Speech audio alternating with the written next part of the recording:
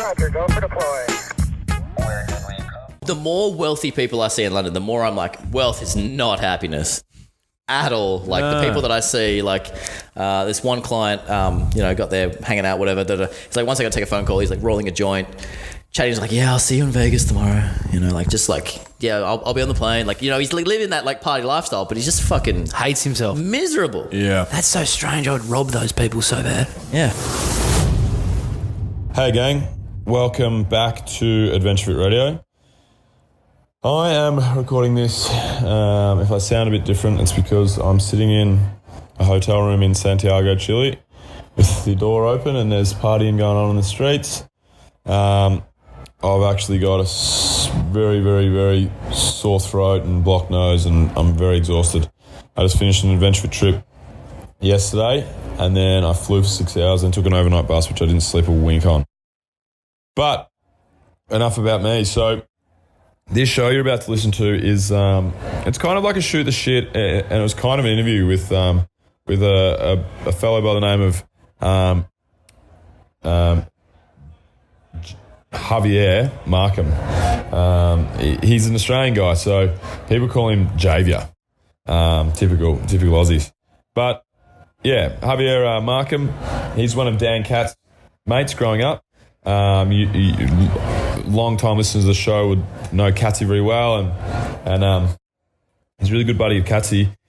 He's actually an incredibly smart individual and an incredibly well-rounded dude. So this is just a bit of a shoot the shit about a little bit about Javier's life, but more probably just to shoot the shit between the guys. If I seem a little different, which you guys probably won't notice, but if I seem a little different in this show, it will be probably because I had raging social anxiety throughout this show. Didn't tell any of the boys, but they'll probably know now because they'll listen back. Zach and Dan know that I deal with that stuff. Didn't want to I didn't really want to tell them before the show because it's not a great way to go into a show, but I was really struggling with this one. But, what do you do? I was a bit stressed. I felt like I was under the pump with getting over to South America and leading this adventure trip and launching Athena and lots of stuff going on in my life. So, I remember this being, as much as I loved meeting Javier, he's an absolute ripper of a guy, and I love the boys. This was a particularly difficult 2 hours of my life. But the show was sick. The show was really cool. But yeah, I just feel like I didn't have much input in it, but these things happen, so whatever.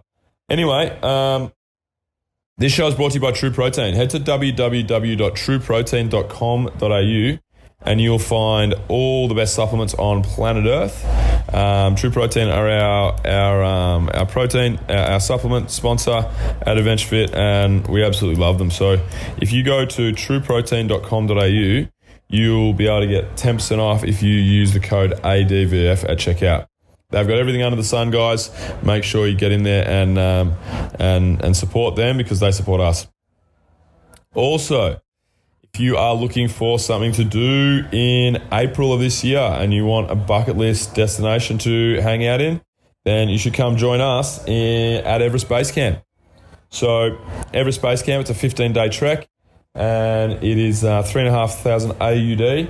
I've done it twice now. We've run it a bunch of times with Adventure Fit, and it's one of the greatest 2 weeks you'll have in your life. No phones. There's a little bit of Wi-Fi if you need to send an email or two, but basically no phones. All you're doing is waking up early, going hiking with your mates, telling stories, making friends, playing chess at night, eating good food, working hard, just de-stressing. It's actually the best of the best. Mac Rundle, our long-time basically head tool leader at Adventure Fit, the guy that I started this podcast with in the early days, me and Mac met and became awesome buddies on our Everest Base Camp trek a couple of years ago. So if you want to make awesome friends, change your life, just have an awesome bunch of memories that you'll be able to keep forever, then head to www.adventurefittravel.com. You can use the code radio for 10% off. Alternatively, if you want any more information, you can find me at doc@adventurefittravel.com, or at the Bill Kerr on Instagram. Hit me up with any questions. We'd love to have you guys over there. All right, here's the show. Alrighty, well, this is the first time we've had gin and kombucha on the show, I think. That's official first. Yep. So we're recording anyway, boys. Oh, that's good. So we're on with Dan Katz, Zach Grigorovic, and Javier. You got a second name there, Javier? Markham. Oh, you should have just gone with Javier. You should have said Javier. Just like the No, call like, me he's like Prince. Yeah. Yeah. Ooh. It's too much Let's start that again. Let's start that again. We're sitting here with Zach Grigorovic, Dan Katz, and Javier. You got a second name, Javier? No. Okay. Yeah, that's it. That didn't go as well as I thought. Anyway, so Javier's come to join us, and I wasn't sure whether we were talking before the show whether this was an interview or a shoot the shit and whatever. It's probably going to be a little bit of both. But. Yeah, a bit of both. I think we'll just probably ask him lots of questions. He's got I don't think set an agenda. Just let it unfold. Whatever it is, just let it. Let it organically Let it happen. How often do you say that? Build something How together, often do you man. say that to people like on Just a let it weekly unfold? basis? No, like, just let it happen. Just let it happen. Just let him ease it in. It's something along Wait, those lines. hang Of it's like I know what I'm doing. It's gonna be all right. I don't need He's into to. it. And do you go with a hand placement like on the shoulder? It's going to be okay. Yeah. But sometimes threatening as well, like a little bit, like it's gonna be fine. No, I don't do that. I don't know how to feel if I'm turned on or threatened. Fear and Probably a bit of arousal is both, a I'd very say. powerful tool. Oh, jeez. Yeah, so All right. me and Javier went to school, and I hope you don't mind me saying, but you're fairly unlikely stripper. Yeah, that's Like that's I the best part. I never would have imagined you being a stripper. Not that I not a would, loser, but not like no, the other end. not that. No, but I know what you nothing. mean. Yeah, it's just like I wouldn't imagine like a jock whose footy career didn't work out. I could imagine him like becoming a stripper, but you just kind of seemed like just a normal dude. Yeah. I like the fact that no one hates me from high school. I'd go that far, but no one ever says, "Oh, I always knew it. I always knew that it happened." What does that mean? You weren't going to do anything else, were you? That is interesting though. So you're a stripper, all right? We've ascertained that much. So how's that all? Well, how did that happen? Unfold? Yeah, Like, how is did it that a gateway unfold? job, or so it started how with did that happen? Butler in the Buff or Butlers with Bums. It's like, Yeah. You'd serve I drinks. watched it. Gotcha. You serve drinks to your top off. You're usually just wearing an apron. I got Yeah. into that. Funny story about that is the interview for that is like you do like a Skype interview, and the guy's like, okay, well, you seem the part. You seem all right. Can you just like take your shirt off? And I was like, this seems odd. Skype interview. As I'm doing it, my cousin walks in, so it looks You like knew what you were interviewing for though? yeah, or? for like Butler and the Buff stuff. Right. I But- just thought you but might have the been like, oh, you second just that- be serving drinks, mate. Yeah, Take your top off. But he wanted to see like You're like, what? But the problem was that the second I do it, my cousin walks in. It looks like I'm having like a six cam show, and I'm like, no matter what I say here, it's not really gonna. But anyway, you do that. You do the Butler and the Buff, and then I met a couple of male strippers, and I'm like, what's that like? And they're like, it's probably the best job ever, and it kind of is. Really? Yeah. So when you were talking about school, you were talking about just before, like you wouldn't have picked it, kind of thing. No. Early days of school. Like, what were you? Like, nerdy kid, cool kid, sporty kid, smart kid in between. Like, what were you? Maybe like Mixture of sporty kid and nerdy kid. Sporty nerdy kid. Oh, Sometimes cool. Every now and then. Yeah, But yeah. Daniel won't vouch for that. You'd get a season Can't of have cool. that, you know? You'd get a season of cool or something. You get a bit browner in the summer, and you're Yeah. like, fuck, I'm round there, man. I'm cool Maybe now. all of a nerdy sudden. kid's better because like one day I'll show you bitches. Yeah. I'll be naked on stage. like the nerdy kid usually like starts Microsoft or Apple or something Yeah, like that. yeah, But I yeah. just went the other way. Yeah, starting Pornhub. Yeah. I'll fucking show you. Yeah. Yeah. Oh yeah, cool. So, all right. So that's your full time gig now. Is that like what you're doing? It's one of my full-time gigs. One of your Probably full-time makes gigs. me possibly the most money. Yeah, one of the main jobs. I also film it and then I put that on a subscription website. Really? So that doubles, if not triples, the income of the stripping. You know that thing that like all those Instagram sluts are on, like OnlyCam? Yeah. OnlyFans. OnlyFans. Yeah. That's another OnlyFans. website I subscribe to. OnlyFans, that's right. That's the free membership, yeah? No, I pay for that shit. Premium. Yeah. Yeah, Really? so it's like 90% of my money comes from gay dudes because Really? they pay to see That's straight ridiculous. guys that get naked and Wow. So, all right. So you said it's the greatest job in the world. So why is it the greatest job in the world? Tell us the day to day. Like, what is actually? you only have What's to it work a few nights a week. Mm-hmm. Great money. So 10-minute strip, if you're doing like a private strip, is between like 100 to 150 pounds. then that's it. The only annoying thing is driving. Why are you using pounds? I've been living there so long now, so just double that, give or take. Double it or 1.5. Yeah, cool. 1.5. So you strip not in Australia, but in the UK? Yeah, in London mainly. Oh, wow. Fancy. 150 quid for 10 minutes. So let's say roughly $300, $250 Yeah. for like 10 minutes of work. Yeah. And we use the word work loosely. Like I just get up and like embarrass the girl, take my shirt off. Yeah. And they're like, oh, you won't get naked. And you do, and that's it, you know. Then you just be really nice afterwards, and they're like, "Oh, great, he didn't do a backflip, but he's not Magic Mike, but you know, hey, that was fun." Yeah, sweet. That's funny. I wonder why it's just not more of a thing. It doesn't seem to be a thing, the old male stripper. And you don't hear about it much because I remember, because you talk about the money side of it. I remember when I was about 21. Please be a male stripper story. Please be like you becoming a male stripper. No. So my car broke down, right? My car broke down on the side of the road. And I had tradie shirt on and tradie gear on or whatever.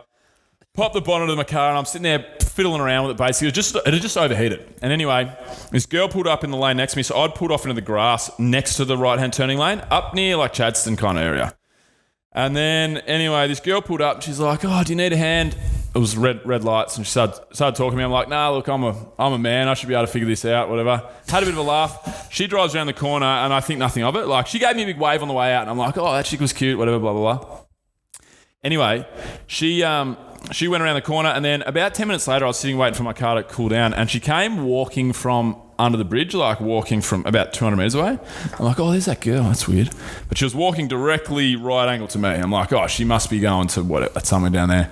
And anyway, she gets to a right angle to me to these lights up there, and she could have walked past through this grass here, so I wasn't assuming anything. And then she turns directly, makes a beeline for me, and starts walking towards me. I'm like, oh, I'm on here. I'm on. Anyway, so she no danger alarm bells or anything like that. I love how every guy's mentality is like, it's happening. She's carrying a stack and a It's shovel. finally happening. It's finally happening. Loading a gun. So what happened was she gave me it. She's like, oh, I never would have forgiven myself. I didn't give you my number. Blah blah blah. I had a girlfriend at the time, so I said, look, lovely to meet you, but you know. Thanks, but no thanks. Have a good day. And I told this story to my apprentice about 3 years later, and I was single at the time, and he says to me, that's a cool story. He goes, yeah. And then he goes, yeah. Have you got a number? I'm like, yeah, I got a number. He goes, hit her up. So anyway, so I messaged this girl. I don't know why. This is the biggest segue. But I messaged this girl and said, hey, do you remember me? Blah, blah. She's like, oh, yeah, of course I do. Anyway, we end up saying that, we end up teeing up to catch up. She's like, oh, I said, what do you do with yourself anyway? Asking too many questions. We'd already said that we're going to catch up, but I was just like messaging her back and forth. She's like, oh, I'm a dancer. And she just left it at that, like real, like, you know. Good rig. And I'm thinking, all right, cool. She's either like, you know, she could be any sort of dancer. She could be a, you know, stage performer, whatever, or she could quite possibly be a stripper here. And I remember I drove up to the city for the night and she's like, yeah, cool, meet up at my place at like 8 p.m, whatever. Then we'll go out and have dinner or have a couple of drinks. I said, yeah, all right. And I walked to her door. I remember knocking, like, knock, knock, knock. And in my head, I was like, right, I wonder if she's a stripper. I wonder how I'm going to ask the question. I wonder if I'm going to be able to find out. She opens the door. She was wearing, like, above-knee white stiletto boots, a skirt that went up to about probably that much past, you know, the old private parts. And, yeah, I was like, fucking hell, you're definitely a stripper here. And then, but the reason I brought that story up was because I just probably wanted to tell that story. You don't stop there. Yeah, what happened, Bill? Oh, so what happened actually? I kissed her hand and said, good night, mate. yeah. So it's actually quite a funny story what happened because I was like, fuck, she's fucking definitely a stripper for sure. Anyway, we go out to dinner. And was she dressed like that at dinner? Did you pay? This is straight. We go straight to dinner from here, right? When we sit down, we're sitting down about 20 minutes later. By this stage, it's about 8:20, right? And we're at just like a pub in Hawthorne, Glenferrie Road or something. And we sit down. She's like, "Oh, are you hungry?" I'm like, "Yeah, we're having dinner, right?" And she's like, "I'm not that hungry." I'm like, "Oh, all right, cool. Well, I'm gonna eat. I'm fucking hungry." She's like, "I'll just get a starter." I'm like, "Okay, cool." So they come over and we order a meal and a starter, and she goes, "Do you want to get some shots?" Oh, you're and on. I was like, "Oh fuck, this is gonna get real rowdy real soon." and that's pretty much what happened. But yeah, I'm not going to divulge much more than that, lads. But yeah, look, it was a night that, you know, typical Kissed night. Kissed her forehead, tucked her in. Yeah, that's right. Man. It was just everything that you'd expect from, like, you know, that kind of a setup.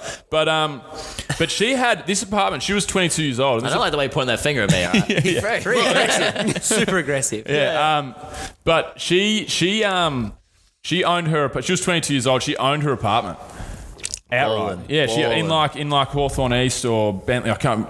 No, not Two Bentley, different suburbs, completely other sides of Melbourne. But yeah, look, it's fine.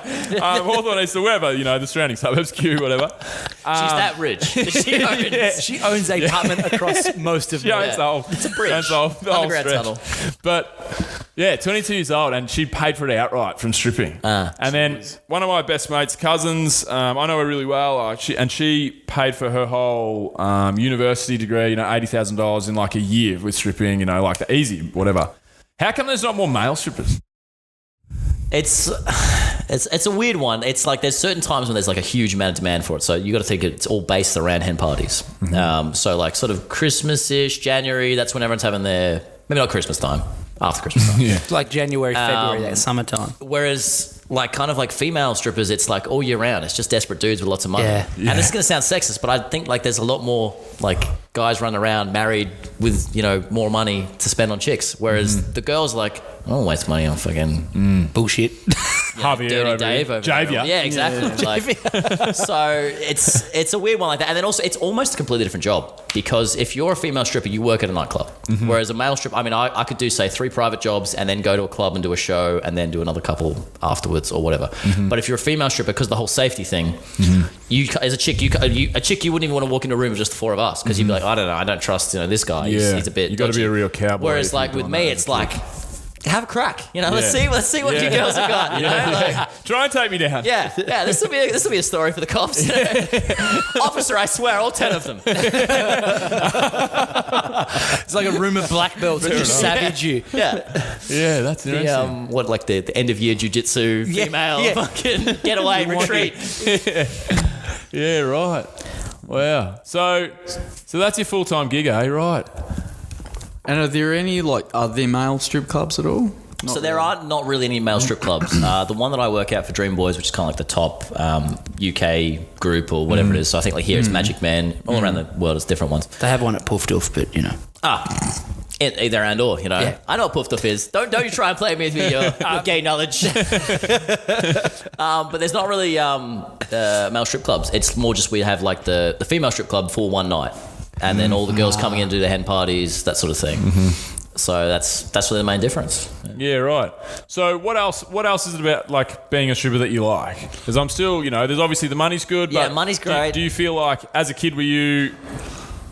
I feel like for some dudes, it must be great to be the center of attention. Like it must be. Is there a bit of that behind it? Is it an ego thing, kind of? There is 100% like an ego thing going on, and if you can recognize it, it helps. But if you're like, this is whatever, I don't care. But like, no, it is fun. It is a lot of fun. So if one male stripper's getting more dancers, do you get upset? No, it doesn't work like that. So most shows, it's like, let's pretend that doesn't we're all strippers, all right? Daniel goes on first, I go on second, you go on third, you go on fourth. Man, maybe you're the finishing act, whatever it is. I'll be bringing it home, it's mate. Exactly right. Sure. Dan lines it all up for us. You're the I'm the slop in the finale. middle. Whatever it is. Some guys get pissed off. Some guys, I'm the headliner, I'm the finisher or whatever, but I don't really care. We'll get paid the same. And then afterwards, some girls will say, oh, you were the best. Just kidding, you were the best. So it's all about how you take it and if you care. I'm very aware that also I don't want to be like a 40-year-old stripper. So I'm just enjoying it while I can. Yeah. But I know, some dudes definitely like big egos. It's like imagine like a football team. Yeah. Because backstage you're all having a good time and stuff, but then some guys really think I'm sick of this. White line I am the fever. star player. I am the quarterback. I'm the quarterback here. Like you guys are great. It's awesome you showed up, but I am. Wait, so I could replace you with some guy with a basket and throw it in there. Right? speaking of which, what is there like a standard like a personality that a stripper has, or do they typically like certain blokes gravitate towards that profession? I don't know. Do you get on with the other strippers? Do you know what? Honestly, it's mainly personal trainers and like gym people because they've got the body for it, and that's sort of how it gets into it. Yeah, We are in. There must be a market for something like There's this. more prerequisites than that, Zach. That's not, you can't just get There into has those to be two, a market for this. Oh, dude. Girls have any sort of fantasy. Yeah, you there's could a think niche. of. Surely there's someone. There's a niche for something Oh like that, mate. no, that some gay guys definitely been too. Like, I'm a bear. You're definitely I'm a bear. Why we know that? Don't ask. I know that, and I understand, so it's all good, Do you know that? What's that? I'm a bear. There's not just like one gay category apparently. I'm a bear. There's many, you know. Well, tell me more. Rawr. Explain it to me. Well, I'd like you to explain It's it. such a Zach, funny one actually. because it's like I have some knowledge of this, but I don't want to disclose too much knowledge. I did get Gay ones. Hey, he sucks his dick, all right? It's different. Hey, there's no tongue. It's fine. Yeah, I got explained to me. I got told that I'm a bear. Like I was like, oh, you know, like. So what are the other categories of Well, homosexuality? I think twink is one. It's like if you're very feminine. Oh, really? Yeah. I've heard that maybe you before can for elaborate. sure. I just know that my category and my niche market. So you're like the opposite of twink. Yeah, I'm a bear. I'm a man's You don't man. get much bigger than a bear, do you? Especially a bald bear. Fat bear. Bald fat Mythical bald bear. Yeah, hairless bear. Sounds What's wrong like with that bear? like a Native American name. Bald bear over there. Bald bear, come down from a mountain. Very strong he is. Kill little twink bear. Hold him down. Bald bear, twink boy. Very well. Oh dear. Yeah, so how long have you been doing it all for the then? gays and the what's the cultural appropriation, something like that. Yeah, we are. yeah, fuck We've been yeah. racist and It's an I'm Australian sorry to art. whoever's listened in to one. it. Yeah, No, it's don't be sorry. Embrace You know what? You know what 10 would go minutes in really with well the with Zach that. Gurevich podcast. You know that'd go really well with that. gin. To help yourself. All right. I shall return. Yeah, so how long have you been 3 in the years. game for? 3 years. Yeah. And what were you doing before that? So I went to uni, fucked that up, then became a Sparky. So Yeah. did the Sparky thing for 4 years, got qualified, got made redundant. Then did the PT thing, did the PT thing in London, and then got into the Gotcha. stripping.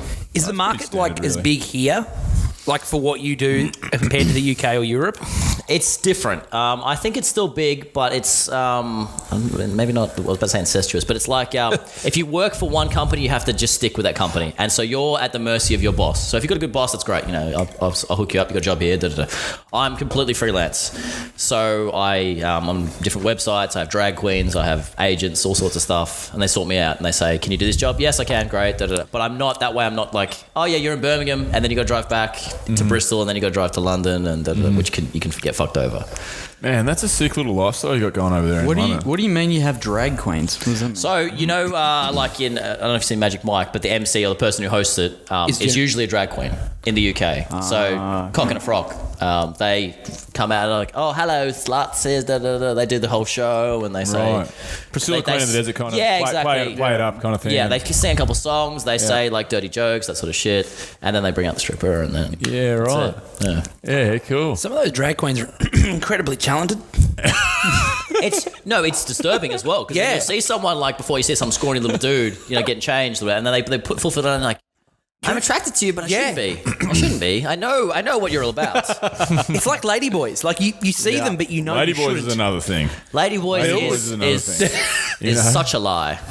do you mean? It's like vegan bacon or something like that. If you don't know what it is, it's just not fair. That's so Yeah, true. yeah, 'Cause yeah. some of them are legitimately very attractive. Yeah. Oh, yeah. And it confuses you. 100%. Like when you're in Thailand, you don't know. Yeah, you always forget. You see a bunch of girls yeah. dancing on a table and you're Forget. like, fuck, these local chicks are hot as. And then like 10 minutes later, you're like, fuck, I've been staring at a ladyboy for 10 minutes. a strong grip. Like it's that Adam's apple's huge. I used to work with a guy. He was as straight as a die. Well, supposedly.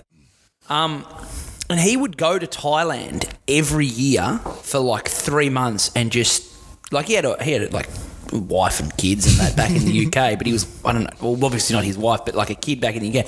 He'd just blow coin on ladyboys. Just his What thing. was he saying? That's not a What was- straight guy right there. Yeah. No, I don't know. I mean, it's. I mean, what biologically he's not straight, I guess, because he's banging a dude. But mentally. Yeah, look, I mean, people have. No, I know what you're saying. I guess because like I wouldn't do it and you wouldn't do it, maybe. But Yeah. it's I I'd have don't to know be if you very call him drunk. like a straight guy or whatever. It's like I don't know. Like Yeah, but I you get can- what you're saying though. Yeah. You can kind of be. I know what you're saying, but you can probably be straight with just some real weird tendencies that you like to get a bit freaky in. You know, But it's Yeah, yeah. it's one thing to like, oh shit, I didn't know, and then like make a bit of a fuck up and go, well, that's a bit embarrassing. It's another thing to like go there every Well, he year. openly Yeah. denies He it too, though. Like it's like, no, mate, not fucking yeah, written yeah, not like. Oh, okay, so he's denying Scottish. it. Yeah, he's like, no, I'm not done yet. Oh. Maybe Scottish. But that's kind of like I mean, He listens to this is a one. guy who like is married, has only had sex with girls, and his missus just like puts the strap on every night and rails him. Is he still straight as an arrow? yeah, like, that's right. I have a. Your eyes lit up. Your eyes lit up. Go on, then. Zach was like, I didn't do it. I'll be very careful here, Daniel. I have a. Better throw Katsy under the bus. A personal anecdote. I have a perfect anecdote in this particular situation. I have a friend of mine. He's a nice bloke, lifts a lot of weight, and he used to have an ex-girlfriend that adorns a strap-on. Oh. Keep Not that shit not away with from that, me. but not with my Personally, I just not with the particular mate in question, but when they separated later on in life, that she went on to act out her. Oh, she went full lesbian or something like that. No, heterosexual, just act out her alter ego. Ah. So she go elaborate, from, like- Zach. What do you mean? Elaborate, She Zach. She would strap a get strap paid on to and bang then people, root her or- 130 kilo bodybuilding boyfriend.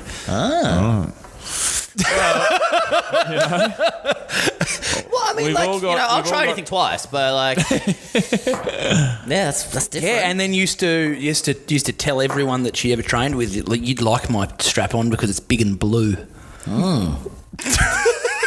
It's quite the opener. Like, I got to admit, Like walk can up you to spot someone. me? You'd like my strap on because it's big and blue. I just wanted to spot. Like, the enthusiasm. Hey, Brilliant. look, it makes you happy. Yeah. Do what you want, Yeah, but yeah. it's just very strange. Do you know that screams? It's like, you want to just have a chat with someone and they just like go into like a sex story. Yes. Oh, hey man, nice to meet you. I had sex with so many chicks. Okay, it's like, do I need to know that? Like, It's basically, it was a weird segue. yeah. Yeah, I think everyone's got their, I was having a conversation with a buddy of mine and he was telling me he kind of thinks he swings, swings both ways a little bit, and he was a little bit, it was fucking him up on the inside a little bit. He was a bit confused and so forth. A really good buddy of mine. And I was like, hey man, that's totally fine. Yeah. You're not the fucking only one.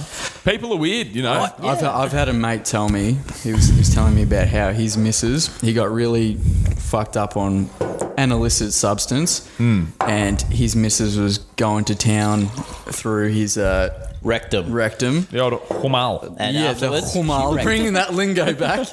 And he said, he goes, it was the most amazing, like, orgasm I've ever had. It was amazing. You have to try it. And I was like, I don't need to be ruined. Okay, I'll take your word for it and say, okay, maybe it is the most amazing orgasm.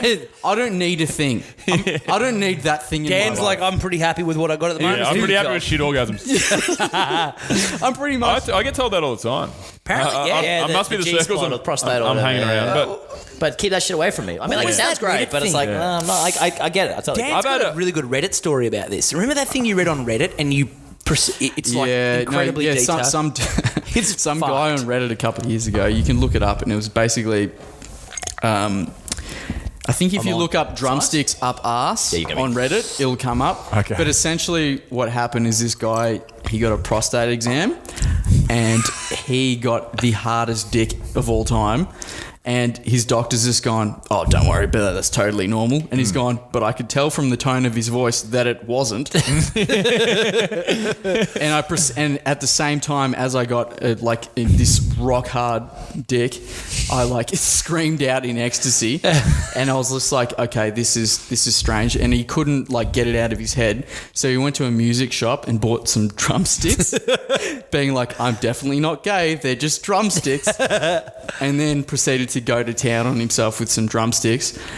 And I think it's a good choice, the drumstick. It's sturdy, it's reliable. But you're also building up to something bigger later in life. Yeah. You And save yourself a little bit. Yeah. And so that basically that's what happened. So and then he just I had the most intense, amazing orgasm of all time. He's gone. Flash forward to a week later, I have a 12-inch dildo strapped to my shower, and I'm going to town on myself. What? And it's just gone. It escalated so quickly, and I have a girlfriend who I love a lot, and sex is just ruined for me. Oh, yeah. I can't have Keep the normal fingers out sex of my anymore. bum if that's the case. Yeah, and I had this story in my head when my mate was telling me this, and I was like, dude, I don't need to be ruined. Yeah, don't go there. I don't think I could ever do that because I'm a control freak. I could not imagine ever being dominated by someone. That'd be fucking weird. I think that's another part of being a dude, is it's like, no, I'm not getting banged. I do the banging. that's right. I am El 100%. Papa, not fucking... That makes sense to me. I get a little bit annoyed when they get on You're top a bear, unless they're having a You're great a bear, time. not a twin. Yeah, I like it. But when they're on top, that's almost like I'm indulging you right now. Enjoy yourself. Enjoy yourself. To be fair, Make depends. it last. To be fair, like sometimes you encounter those who are exceptional in their craft. In their field of work. In their craft. Oh, fuck. This is going downhill real quick, hasn't it? In their craft. Go on. Well, it's No, I true, wanna hear isn't it. I it? wanna hear it. I Yeah, agree. no, I for agree. sure. I don't know where For you're sure. going with this. For sure. I'm just When saying, they're on top and they're really good, they know what they're doing. They know Oh, they're finished. okay. yeah, like some men allow enjoy the Oh, yeah. top. No, you want to have a go both ways, for sure. Yeah, For but not to sure. the point where you In any get good fucked in the session. ass by a dildo. No, that's not. That's going over. That's going past both Yeah, ways. yeah. You know? Everyone has a limit. Everyone has a line. Some people's lines are just like more broad, and They're quite someone's small. very like, don't. There's a needle line. Don't go over that line. You know, So now that we're in this sort of territory, sexual field. sexual field. Are we taking our clothes off? No. Ah. My mind's going to a different area. Yep. So with you, I'm sure you, because you're working in a field of like sexual fantasies and stuff, I'm sure you get to deal with some pretty interesting sort of scenarios and people are into interesting stuff. ridiculous like settings and things like that. But first off, I want to clarify that like generally it's not like a sexy show. It's a joke show. It's like take off my belt and then get on their tits and like flop them around. And, like everyone Oh, so they laughs. have a bit of fun. Yeah, it's not like You're like a comedian with their I'm pants like off. the epitome of sex appeal right now. It's none of that. Maybe there's like one or two guys who do that, but I'm more like the joke comedian. Like he has abs and he's like doesn't really give a shit. That's Yeah. about it. That's Yeah, that's cool. I like that.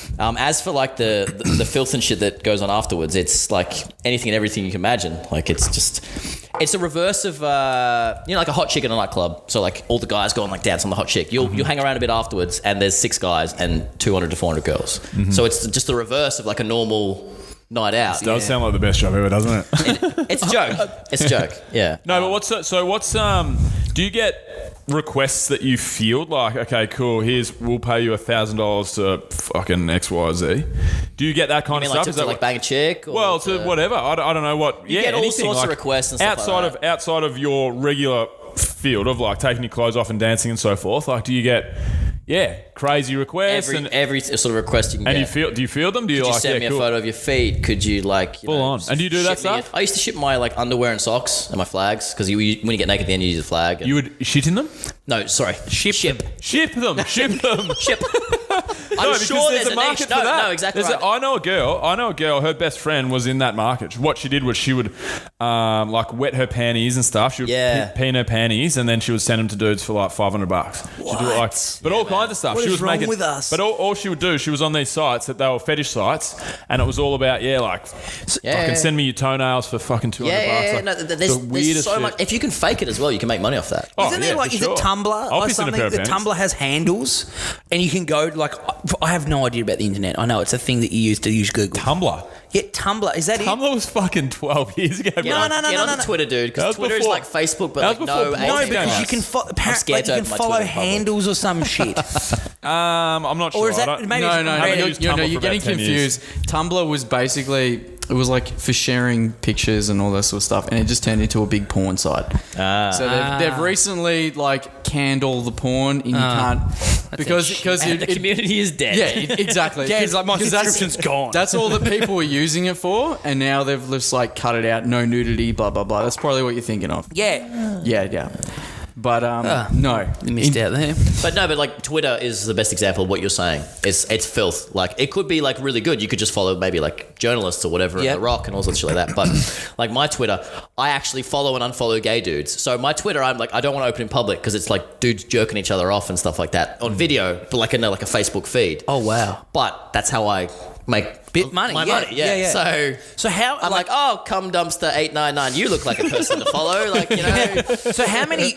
Like, what is your like social network? Like, have you got like 1,000 followers, 2,000, 10,000? I got like 28K on Instagram. Probably mainly 28K and one, mate. Probably mainly gay dudes. But and like Twitter and other stuff. But it's So what? only Most of your fans. following's gay dudes rather than chicks. Yeah. It started Guys are off filthy. It started off like women. I would say like it's mainly so like maybe middle-aged single women is Yeah. like that side, and then the other one is just like 18 to 24. Why is it more gay dudes, you reckon? I don't know. Guys are There's filthy. way less gay dudes than there are chicks in the Actually, world. no, I do know because I do also a lot of photo shoots, and then like I'm doing a photo shoot, like, oh, wear these underwear, and it's like fruity underwear, but I don't give a fuck because I get paid for it. And I'm like, yeah, that definitely makes me look gay. So probably they see it and they think, he loves the dick, but Yeah. Is it a fantasy of gay guys? straight dudes, yes. Is that actually a thing? You know, the same Like way to we're turn, like, yeah, same you way wanna like we're turn like the them. lesbian girl, like, oh, I've turned a I really lesbian like girl what you- before. Yeah, Oh, fucking My man. One time, and she was bisexual. It doesn't count. No. No, One time dude. she was Mate, a walrus. I had to prove it with her girlfriend. That was great. I'll show you. Anyway, The way I see this going is like a contract, like she's like signing here and there and there, I shook her and I hand. own you. Shook her hand. Oh, fuck But no, you, good. yeah, so go on though. We're talking about the gay dudes and stuff like that. And yeah, so it's a huge part of my income. So it's mainly girls at the shows, and I also do like a lot of strips for gay guys. The funny thing about the strips is also like another part of the stripping is it's like I'll rock up at a house and it's just one gay guy. Now the first time I did that I was like, oh, we got some Hannibal Lecter shit going on here. I'm gonna die. But and then I just did it. I was like, oh, you're actually like a chill dude. You just like straight guys. And it was fine. And I'm like, oh, this is a huge market. Yeah, fuck it. Tuesday night strip, Yale place. Yeah, fuck yeah. Let's do it. Yeah, but okay. It takes some actual guts, I reckon. To do that But this is too. what I'm like. You're stripping for one gay dude. One right? gay dude. Yeah. You're obviously. It's not like Get on his lap, you don't- grinding him. Yeah, like you would be there. You probably got like a hard on, whatever. I just don't give a fuck. So dude. yeah, That's insane. It takes. And you're like straight. straight as an arrow. Yeah. But you're just comfortable in your I'd sexuality. say I'm like 99% straight. Like God knows, you know. Yeah, But I'm like I 98. have zero desire to anything with a dude. But yeah, you know, like 150 quid, 10 minutes. Yeah, and then I'll Yeah, I get that. You know, I get fuck it, 100%. you know? I get that. That's good, man. I tell you why that's good. It's because you're just so comfortable in yourself. Yeah. And you're not That's what it judging says. anybody else. Yeah. You know what I mean? That's what it says. So you're like, fuck, I don't give a fuck. Like, what do I care? I know who I am. You know what I mean? Because, I mean, us three are probably all relatively comfortable in our own skin as well. But, like, I couldn't do that. No, I hate I myself. probably couldn't do it either. But, you know? but Like, you're aware of that. You know, it's like, you know, someone's got a fear of heights. Like, oh, I just can't do it. And you're like, Yeah. okay, that's enough. And it's not about like, I'll do everything, you know, because then I'll be bending over and taking up the arse from someone, you know? Yeah. It's about like, I'll have a crack. And if you like what I do, cool. But if not, I don't really give a fuck. That's what it is with you, which is the same thing. Yeah. Yeah. Just because someone has less limits doesn't mean that they're like... But the fact that you can do those things is why you're in that job.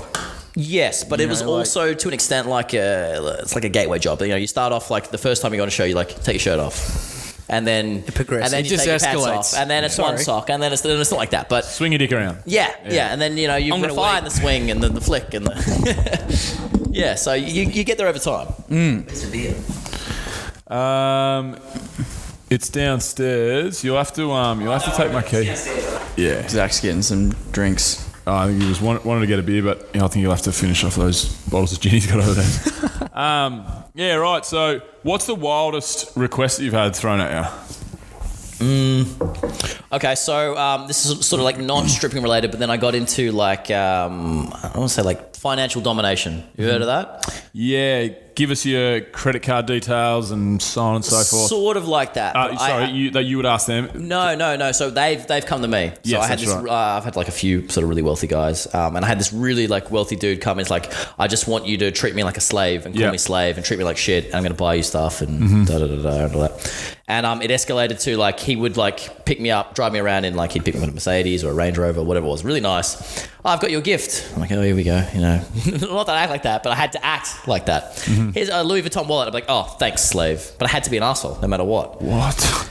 And just like be a jerk to him like all the time and stuff like that. You know, like, you know, you're late. He wasn't late, but you know, I just had to be like a dickhead to him the whole time. And like, he paid me 500 quid once, and we drove to a park. And he's like, "Can you spit on me, master?" I'm like, "Yeah, I fucking, you know, yeah."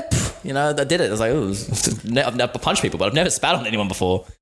Did that, and then I was like hitting him with the belt and stuff. Like, imagine if you walked past, I'm at the park, and I'm just like whipping the shit out of some dude with the Right, belt. in London, it's not really that weird, I guess. Like, it's one place you can probably get away with pushing someone in a park. It's 100% weird. Like, even people even the strippers I talk to, like, this is the weirdest shit ever. nah, But it's part of weird. me is like, hang on, I'm getting paid 500 quid, like, fucking whip a guy, and he's loving it, but hating it, you know? Like, But doesn't it blow your mind that people are that like depraved in a way? You know what I mean? It's just like, I am the most vanilla dude in the world. And then I hear stuff like that. I'm like, how do people Like, just what bored and happened rich, to you? man? They're just bored and You reckon? rich. You Yeah, reckon because that's it's all it like is? he's got all the money in the world he could want to like. He's married as well. That's the other thing. So like, I think he's like secretly gay or something like that. I don't know. Yeah. But Oh, this dude's married to a woman. yeah. Oh, jeez. Yeah. What percentage of like supposedly straight guys are like paying you to hit them with a spatula or a whip? I only had like three. Don't knock it till you try it. Fair example. No, fair enough. I only had like 3 or 4 people sort of doing it, and they were all straight. Yeah. But they were just mega wealthy and probably bored. Searching for that like adrenaline high or The more wealthy people I see in London, the more I'm like, wealth is not happiness at all. Like the people that I see, like this one client, got there hanging out, whatever. He's like, once I got to take a phone call, he's like rolling a joint. Chatty's like, yeah, I'll see you in Vegas tomorrow. I'll be on the plane. Like, he's like living that like party lifestyle, but he's just fucking hates himself. miserable. Yeah. That's so strange. I would rob those people so bad. Yeah. Well, I kind of did, but like, Jesus, Zach. But then in another part, because like I felt bad for them, like I become like friends with them, Yeah. and they're almost like, oh, I'll take you out to dinner. I'm like, oh, like I'm busy, bro. Like it's sad. Yeah, you got to set that boundary. Yeah. But, I mean, it just goes to show. Like, I mean, I love money and I love freedom and stuff like that. But it's never been like. I mean, even if you're a millionaire, it doesn't mean dick if you don't know like how to enjoy it and how to spend it. And then are people just after you for your money? And Yeah, I often look at that like I don't know, like because I have to drive through like on down St George's Road and through South Yarra to go to work. Like in the morning when I go to train people, and I ride the motorbike through there, and I'm like, this fucking house. It's 3 times the size of any other house I've seen in like the last week. I'm like, but I always think like, surely they can't be like maybe they're not happy, or surely they can't be happy because like they've got these huge columns that just are ridiculous. They've got 6 Mercedes in the driveway. Yeah. And I'm just thinking to myself like, what is happiness to them? Like, is 100 grand just like don't even care money, or is it like, oh, you don't have to work hard for that? Like, what do they put a price on? Do they put a price on like $100,000 to how we put it on it, or is it just like does it just like? Well, it's all relative, really, isn't it? Like it's all whatever's in your back. You live within your means. I think I keep saying that there's a thing called Pareto's law, and I'm certain it's Pareto's law, but it might be something else. And it's just the law of living within your means.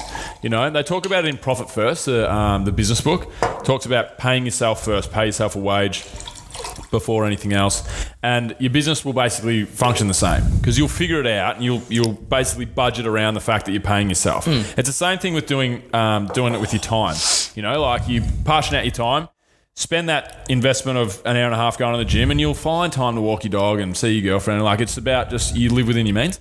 So I think that's probably there's a lot of that going on with the financial side of it, but. Yeah, I think money doesn't buy you happiness. I think having no money can buy you unhappiness. Yep. But having money doesn't buy you happiness for sure. My old man put it real well, like with money. He's like, money doesn't make you happy, but it makes things fucking easy. Like you mightn't make $1 million. You might you're a chiropractor, so you make $1 million. Not at the moment, I'm not, mate. I'm at uni. Anyway, continue. Whatever you say, Mr. Taxman. I've been there for 8.5 years. You mightn't make that $1 million, but I sure as hell know that $1 million will mean a lot if you did make it. Like if you make your first million out of the 15 businesses you got, like that's going to mean a lot because you made it, opposed to someone that's got it via. But that's something different again because that's building something. But what I would argue is it's like a gratitude and like being present and sort of factor. And it's also if you come from wealth and you know nothing better, you're bored already. I almost feel bad for the private school Beckham's kids and shit like that. Yeah, because they've got nothing to strive for. Like if you're born on Mount Olympus, if you were born a god, it's like 100%. That's shit. I'd rather get there. The people with the highest tendency to kill themselves, the people that are trust fund babies, huh? Yeah, and people that are ultra smart and people that are ultra rich. And rich like old money rich, and they haven't had to work for fuck all. And the other interesting thing is the people that are super smart. Once you get over, I don't know what the IQ of like genius level nearly is. Like it's 140, 150. I'm not really sure. 140, 140. Let's say 140. Like once you get to like 130, like fucking smart for a regular guy. Like girl, annoyingly, disgustingly smart. Yeah. I can't even enjoy your company. You're so intelligent. Yeah, that's bastard. right. Full brainiac. Once you get past 130, it's like a hockey stick level of like the rate goes up of the percentage of people that take their own lives. And I wonder why that is. I think it's because you probably see through the world a little bit more, And maybe things are too easy. I think you'd see through the world. I think the money thing is things are too easy. You don't have to work. But not by just everyday life, but by people. Let's just say you're really obsessed with something like mundane, and I'm like, I have to spend my fucking life around 99% of people. Oh my god, bang. Yeah. But if you're hanging around a lot of intelligent people, of course you're going to be stimulated. But if you're general population, maybe you're a doctor, you're a brain surgeon, and every person you run into, but why? It's fucking. It's like if everyone that was surrounding you was retarded. If everyone was a kid, I'd be like, oh my god, I hate this world. That makes sense. Yeah, 100%. So do you ever? I don't know. I know this is a bit of a random thing, but I was thinking about it the other day, and I'm probably sure you observe things like this, especially if you come from like London or like a big mega city like London. Yeah. I ride to uni to go to do my course in the city. And I ride my motorbike there Monday, Tuesday, and I'm riding in, and every time I ride in, I just look at people, and I'm like, I try not to like listen to anything. I take my earplugs out, and I try to observe everything that's happening in the city. You're a people watcher. Yeah. And people are just like this. There's no connection, and I see like dudes that might be, an executive of a bank, like might work for ANZ or NAB, and they're just walking in the fucking road, and they're hating, they're smoking chain cigarette, like flat out. You walk past Westpac, it opens at like 8:30, their big building in the city, and you see dudes dressed in like tailored suits, and they're they just look fucking unhappy. Is that I don't know, like, do you guys look at that the same way I do and think of sadness and like what have we lost as a community or as a group, and then, or do you just look at fuck, that's just the way the world is?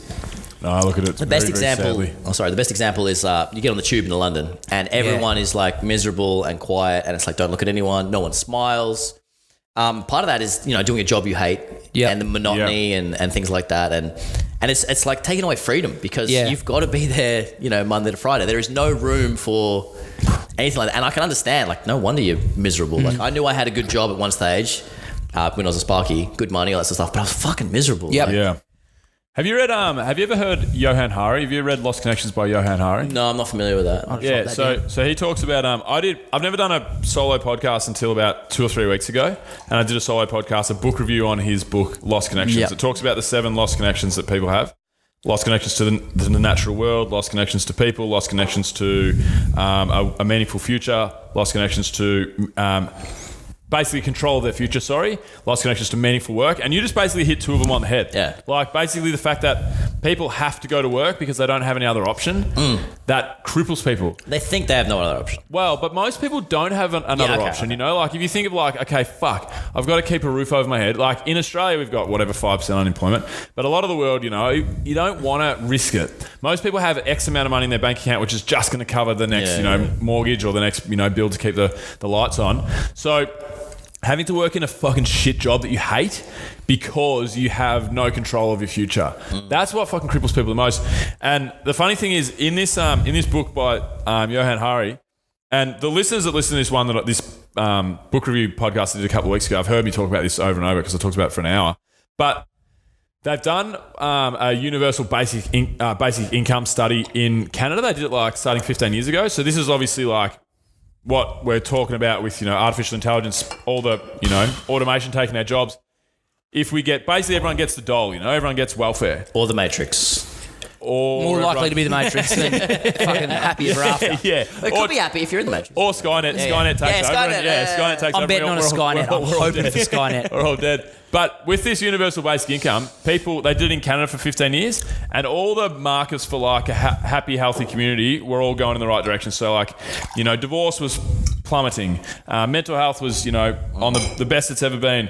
People were happy with their jobs. People were spending more time with their kids. Kids were getting better educations. And it was all because people didn't have to put up with, the fact that I have to go work in this heap of shit job for 50 hours a week because I have to fucking keep the lights on. If they knew, what, I've got $300 a week coming in, and that's enough for me to pay for my basic living expenses, so I can say, no, I'm not fucking going to do that. I'm not going to work in this job. It's just like, that Maslow's hierarchy of needs. Yeah. If food, shelter, and all that sort of stuff is taken care of, you can... all of a sudden you can play in the earn park, money. fuck around. Yeah. You can earn money to like take your interests and all that sort of stuff. Yeah. And you can go towards that. But you know what's funny though on that, and I feel like I kind of went through this thing where, say I wasn't like after the like all that weightlifting stuff, like that all finished up, and I had that like year off. You feel like a lot of people fill a void. Like I started filling that void. Like I got right into motorbikes. Like again, like obsessed. Like you get right into it and you fill that void, and then you kind of just feed that same thing again. I guess that can happen. Like people want to just Passion. Yeah. Yeah. I think like what I have is passion, but what some people do is they start feeding things. So they start living outside their means. It comes back to that means thing, and that. They don't accept it. They're happy. Like they just mask it with more shit. Like they buy the latest. Stuff, maybe. Yeah, buying more stuff shit. They do for sure. More iPhones. Fuck, Apple are gonna hate me. Like more cars, shit like that. Useless stuff. Yeah, useless shit. Stuff. Consumer goods. Yeah. Yeah, for sure. It's one of the biggest problems in the whole society that we have, we don't spend enough money on So how do you get out of that? But so where I guess I'm going with this is like, how do you get out of like, to that societal thing where you're like, oh, you see divorce decline and they start thinking, but that's like, how do you change that thing? Because you say there's people that go into the city. I'm sure people that work in the city are really nice. It's never going to be like a one answer solution because everyone's going to be different. I mean, that's the difficult thing. There are going to be single guys who, quit your job and travel the world and do what you got to do. Yeah. But then there's also going to be people who are married with 3 kids. Okay, we need to approach this differently again. I like the idea of it, but then personally, I'm not like a fan. Maybe like your level of universal basic income will be here and mine would be like down there. Like I'll pay for your rent. But you got to go out and get some food, motherfucker, or something. No, like that. that's the thing. Everyone's going to be different, So that's the. And I like levels. competition because I'm a competitive dude. So it's like, so are you, I don't like the idea of. I don't think you were alluding to this, but like. Don't worry, everything will be fine. No, you should be a little bit worried. You should still. for sure. It's not just like do whatever you want and. You should be a little bit scared and a little bit. Yeah. I need to go out and make something happen. Yeah, look, I still think there'll be work, when all this stuff happens. But I just think, in my utopian society, with all this stuff, it'd be people work 20 or 30 hours a week and we get paid a fucking small wage. Maybe just knock out poverty. I mean, that would be the standard. If you got rid of that, well, then holy shit, like that's the best. Talking to your thing about like how do we get better values? How do we get better values where people don't just fucking spend on the new car, on the new fucking jet ski, on the new fucking fancy watch or whatever? That shit is never going to end. And I'll tell you why. Because unfortunately, the fucking people that write these ads that go on billboards and the people that service Facebook ads and the people that do television commercials and Reddit, they're fucking smarter than most of us. That's true. They have the most money in the world and they have the best marketing campaigns and they do stuff that makes fucking people buy shit that they don't want. But do you want to though? I mean, part of it is like just live your best life. It's not always about like I'm going to change the world. Maybe I could just be a lighthouse or a beacon or like, hey, life's pretty good for me. Yeah, I'm wearing a $2 shirt. Guys, don't waste money on Supreme. So as much as you say that, like, do you like?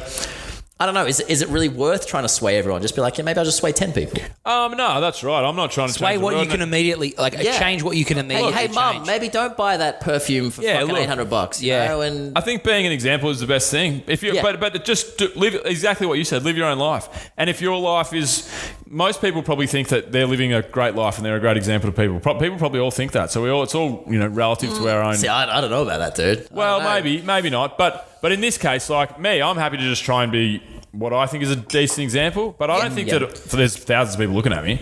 I just think that I think about what I think is wrong with the world, and I don't think there is a fucking quick way to fix it, and it's particularly not going to come through me.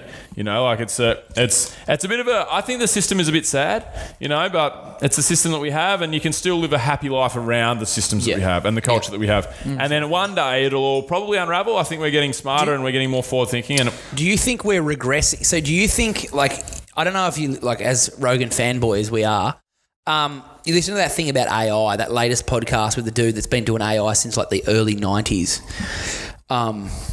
And he was talking about, like, how it's going to, progress and we're going to assimilate with it to a certain level and it's going to be more of part of our lives. Do you think we're going to progress to that stage where we assimilate with something like that brings us some form of happiness, or are we going to regress in a society? Not when I say not regress in a negative I know what you sense, mean, but get like go less back technology. A step. We go back a step. I feel like people are more unhappy now. I feel 100%. Like than when I was a kid. Oh, my fucking elbow. But maybe I was just unaware of it. But it seems It's to hard me to tell though because we're also biased. Yeah, so like that's right. I see the world personally as like this is fucking sick and I am loving life. Yeah. But the dude on the street is not seeing the same world that I do. Yeah. And then maybe even the dude at the top who hates his life. So it's so hard to say is it better, is it worse? Well, the thing is, like, from you my can go- perspective, I am happy. I enjoy my life, Yeah. but I know that there's so much unhappiness out there, and I know why people would be unhappy. Yeah. But look, the one way that you can do it is if you got every single person in the world and you said, out of 10, how happy are you? You know, that's one way to rate of perceived happiness. You know, you can never do that and so forth. But like, I think if you were to do that, I would assume that people are probably more unhappy. The mental health, you know, but people didn't really admit to having poor mental health and depression and anxiety 30 years ago. You know, it was massively taboo. So the massive spike in mental health, maybe that's just the fact that it's getting reported now because people are open to saying that I'm not doing so well. So who really knows, you know? But I mean, there's this guy called Christopher Ryan. He wrote Sex at Dawn. It's a fascinating book. Yeah, I know what you're talking about. Have you read it? It's sick. Yeah. So Christopher Ryan's next book is called Civilized I love the fact to that he's Death. married now. Yeah, he's a man. Yeah. But he does his own thing, like because his wife wrote Sex at Dawn with him, Casilda Jetha, and that they've got Do their they own, have an open relationship? Yeah, they've got an open type relationship and all this stuff. But I listen to his podcast; it's really good. And his next book, he talks about it all the time. He's been working on it for years, and it's called Civilized to Death, and it's basically about where our civilization is and so forth. But the key analogy that he uses, because he's very pessimistic about where we are right now and where we've gotten to, and his analogy that he uses is the analogy of grasshoppers and locusts. So grasshoppers, when they're in, I don't know the stat, but say it's like 1 square kilometre radius, when there's 10,000 grasshoppers, they're friendly grasshoppers that go about their business and let the ecosystem around them thrive, and they're all part of the food chain. Once they get to 10,001 grasshoppers, they become a fucking Locust plague. a plague of locusts, and they destroy everything in their path. You know, and he uses humans as you're right there, mate. Sorry. Just keep telling the story, mate. Yeah, I was wondering what that was. He keeps falling back into my tongue, like, and I'm like, no worries. Maybe if you wear the earphones squarely on your head. are you? But yeah, to my point, he uses the analogy of human beings being like a pack of locusts, like because we're supposed to kind of, you know, without the way that we, you know, have evolved, you know, live in 150 people tribes. Was that Dunbar's number or something? Dunbar's number, yeah. So, I mean, scientists Joe aren't... Rogan fanboys, man. Yeah, but... That's good. It's good. I love it too. It's fucking ridiculous, isn't it? But now, like, we're living in cities with fucking, you know, Mexico City 20 has million fucking people. 45 million. They've done similar studies with rats, and you put a bunch of rats in a confined space together. Once they exceed a certain number, they split off into 2 separate groups and attack each other. Really? Isn't that fucking ridiculous? Like, it just fucking blows my mind. It just makes you think of the Skyfall monologue with Javier Markham. Yes. It's like, you have changed the nature of the rats. Yeah. My grandmother had an island. You know, it's like, it's so fucked up. You and I are rats, James. We are rats. We must kill each other. Yeah, no, it's fucking pretty interesting. But, Yeah, Back to being a stripper. So his contention is that, like, there's too many of us. Is that what he's saying? well, his contention is we're out of control. And if you look at us, look at a field, right? A field or a town or a fucking whatever, and a plague of, you know, locusts tear through it. That's kind of like a micro scale. We're the macro scale, a plague of humans that are fucking like. I'm actually pretty. You know, I'm not super pessimistic about the world that we live in. No, I don't think you are. You don't come across that way at all. Yeah. But it sounds very pessimistic what I'm talking about now. But if you look at human beings, we're basically like a fucking pack of locusts. What we're doing with the world. There's just too many of us. That's all it is. Yeah. Man. But if you look at, like, I know this sounds really strange, but you look at, like, stuff we've been writing about and telling stories about, even like in like weird movies and stuff like Dune and, you know, the Law Bond. And I know this is like really keen to read Dune. Yeah, really keen to fucking see it. They're going to make a Netflix series. But you like look at the thinking behind that, because it's actually quite deep. Is like how humans begin to colonize the universe. Until we like start to do that now, then I don't think we're going to be... Like, I agree that we're pretty toxic to our environment, but until we, like, start to colonise our own immediate area, then I don't think we're like the analogy of a locust swarm is like going to really I can't wait till we go to other planets and just start fucking up other because that's basically all we're good at. That's such a at. human thing to do. It's such a human thing that we've done it for thousands of years. I think enjoy these beads. We'll have this planet. Here's some beats. Fuck off. Yeah, isn't that basically why Elon Musk really wants to get to Mars? He's like, he doesn't really see a future for humanity unless, well, for himself at least, if we're not going to Mars. Yeah, I think that's You know but what's that's, really so that's because of like an asteroidal impact. Yeah. You know, at some point in the Elon next however long, Is, you know, is it an asteroidal impact, or No, he just whatever. he thinks we just need to have Either and something or. to strive for? no, but towards? it's maybe, but it's also because like to live properly on Mars, we can't really live in fucking little habitats, you know, that they've popped up and Like you little know, bubble air type pressured things, fucking habitats, you know. So that Mars, living on Mars, you know, the dream for it in like 10,000 years is we've terraformed Mars, you know, because we know how to do it. We just don't have the power to do it, to basically build an atmosphere around it and fucking, you know, populate it with trees and lakes and rivers and stuff. Scientifically, we pretty much know how that is possible to do. We cannot do it. We can't do it just yet. So it's not about the fact that we're trashing this planet, you know, because by the time we know how to fucking really live on Mars properly, we will have known how to reverse all the shit that we've done to Earth, you know. So people are like, oh, what are we going to Mars for? Like, fuck, we need to fix this planet first.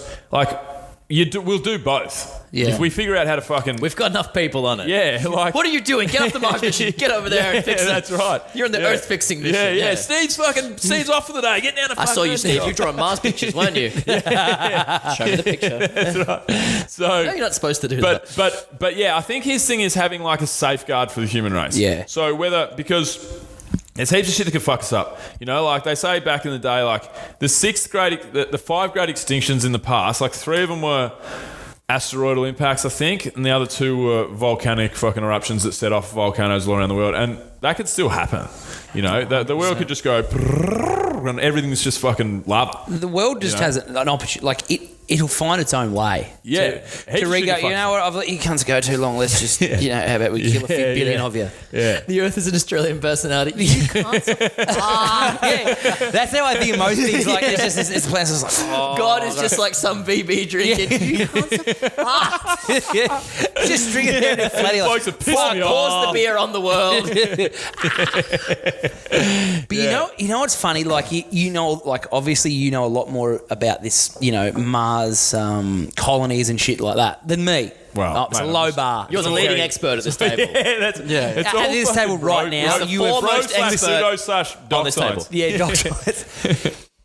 Back to our, like, before, I don't know if the podcast was going, but we talked about, like, video games and shit like that.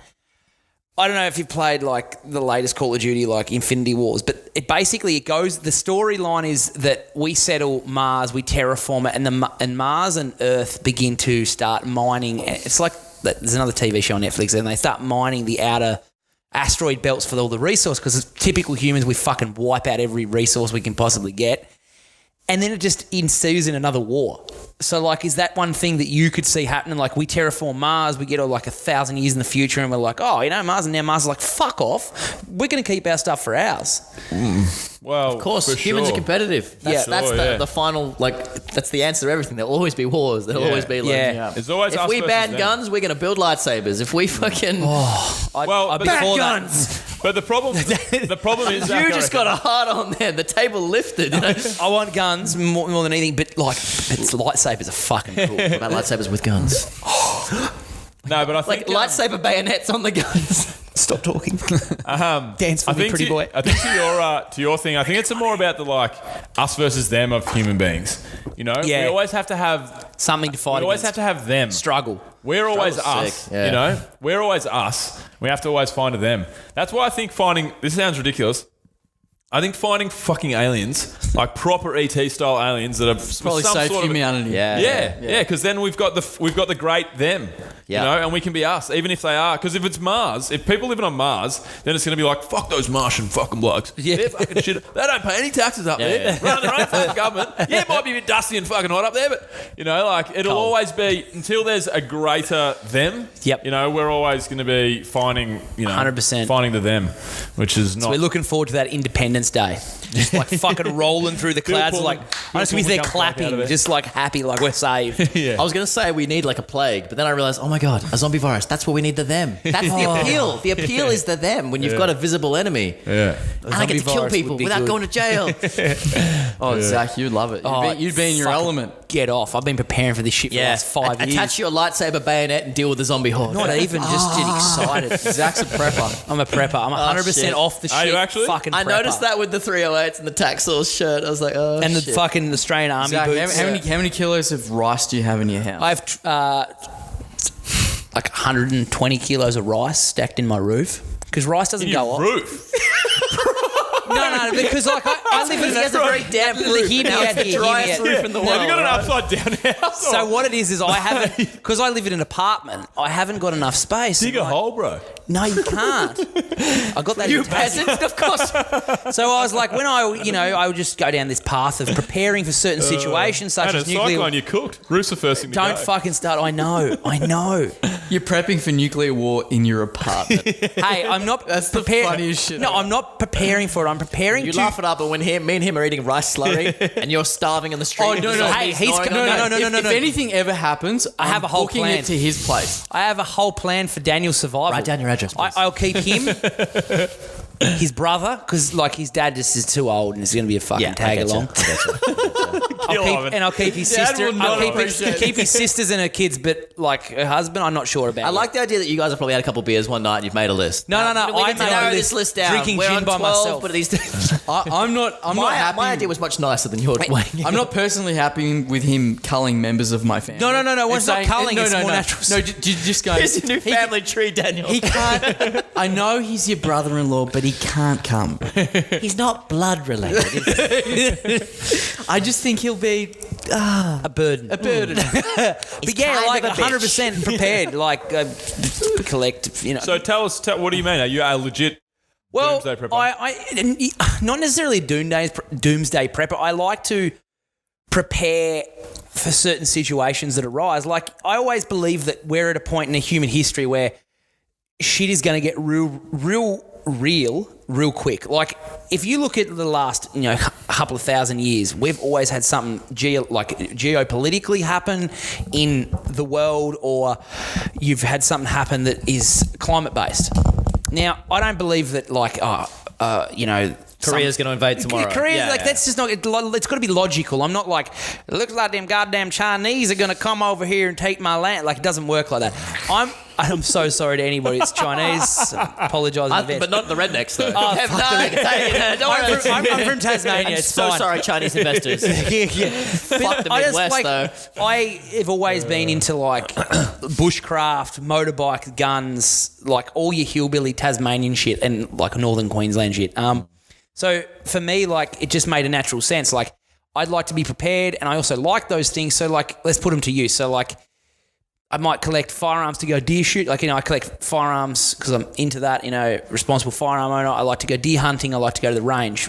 If anything ever happened, I had that as a tool to use in a certain event of a situation. Do I believe Who that's going doesn't want skills? Who Exactly. doesn't want to know? I think it's more not necessarily like preparing for the end of the world. It's more like I like just learning shit. It makes you a better human being. Yeah, like I think learning, like, and that was one thing from like meeting you and become mates with you, like learning different shit. And I just like to learn bushcraft, mechanic-based skills as a motorbike owner, different situations, just to adapt as a human being. Because I think one day we're going to come to a head with critical mass in populations of a city where there's going to be civil unrest.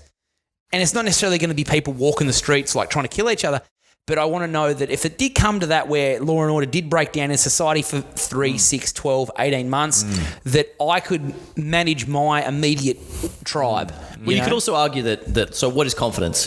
Confidence is like your ability to handle situation, and so that's competence. So, if you're like the James Bond of every situation, you are one confident motherfucker. Like you got all these skills going on. So, like I understand it. I get it. Like, and anyone that says, "Oh, I do want to learn camping," well, cool. Don't just be a basic bitch at life. I think also like with that, like learning bushcraft or learning any particular skill. But anything, like even like you know what, I'm going to do half a day of calligraphy. I don't give a fuck about calligraphy, but learning something is cool. Yeah. Yes. You know, Yeah, like, we don't do that too much anymore. no. You know, and especially not many people that actually That's learn. stupid, I'm never a gonna craft use that. at all. You know, Like people don't know but- Morse code. Like if Yes, you follow yes, the yeah. guys that I do on YouTube that get banned every 3 days by YouTube, like they talk about like Morse code and stuff like I'm that. imagining this is some ridiculous. And this is how we say, I hate the N-word in Morse code. Like something like really bad. Like, something stupid like that. they're teaching a skill. It's not racist.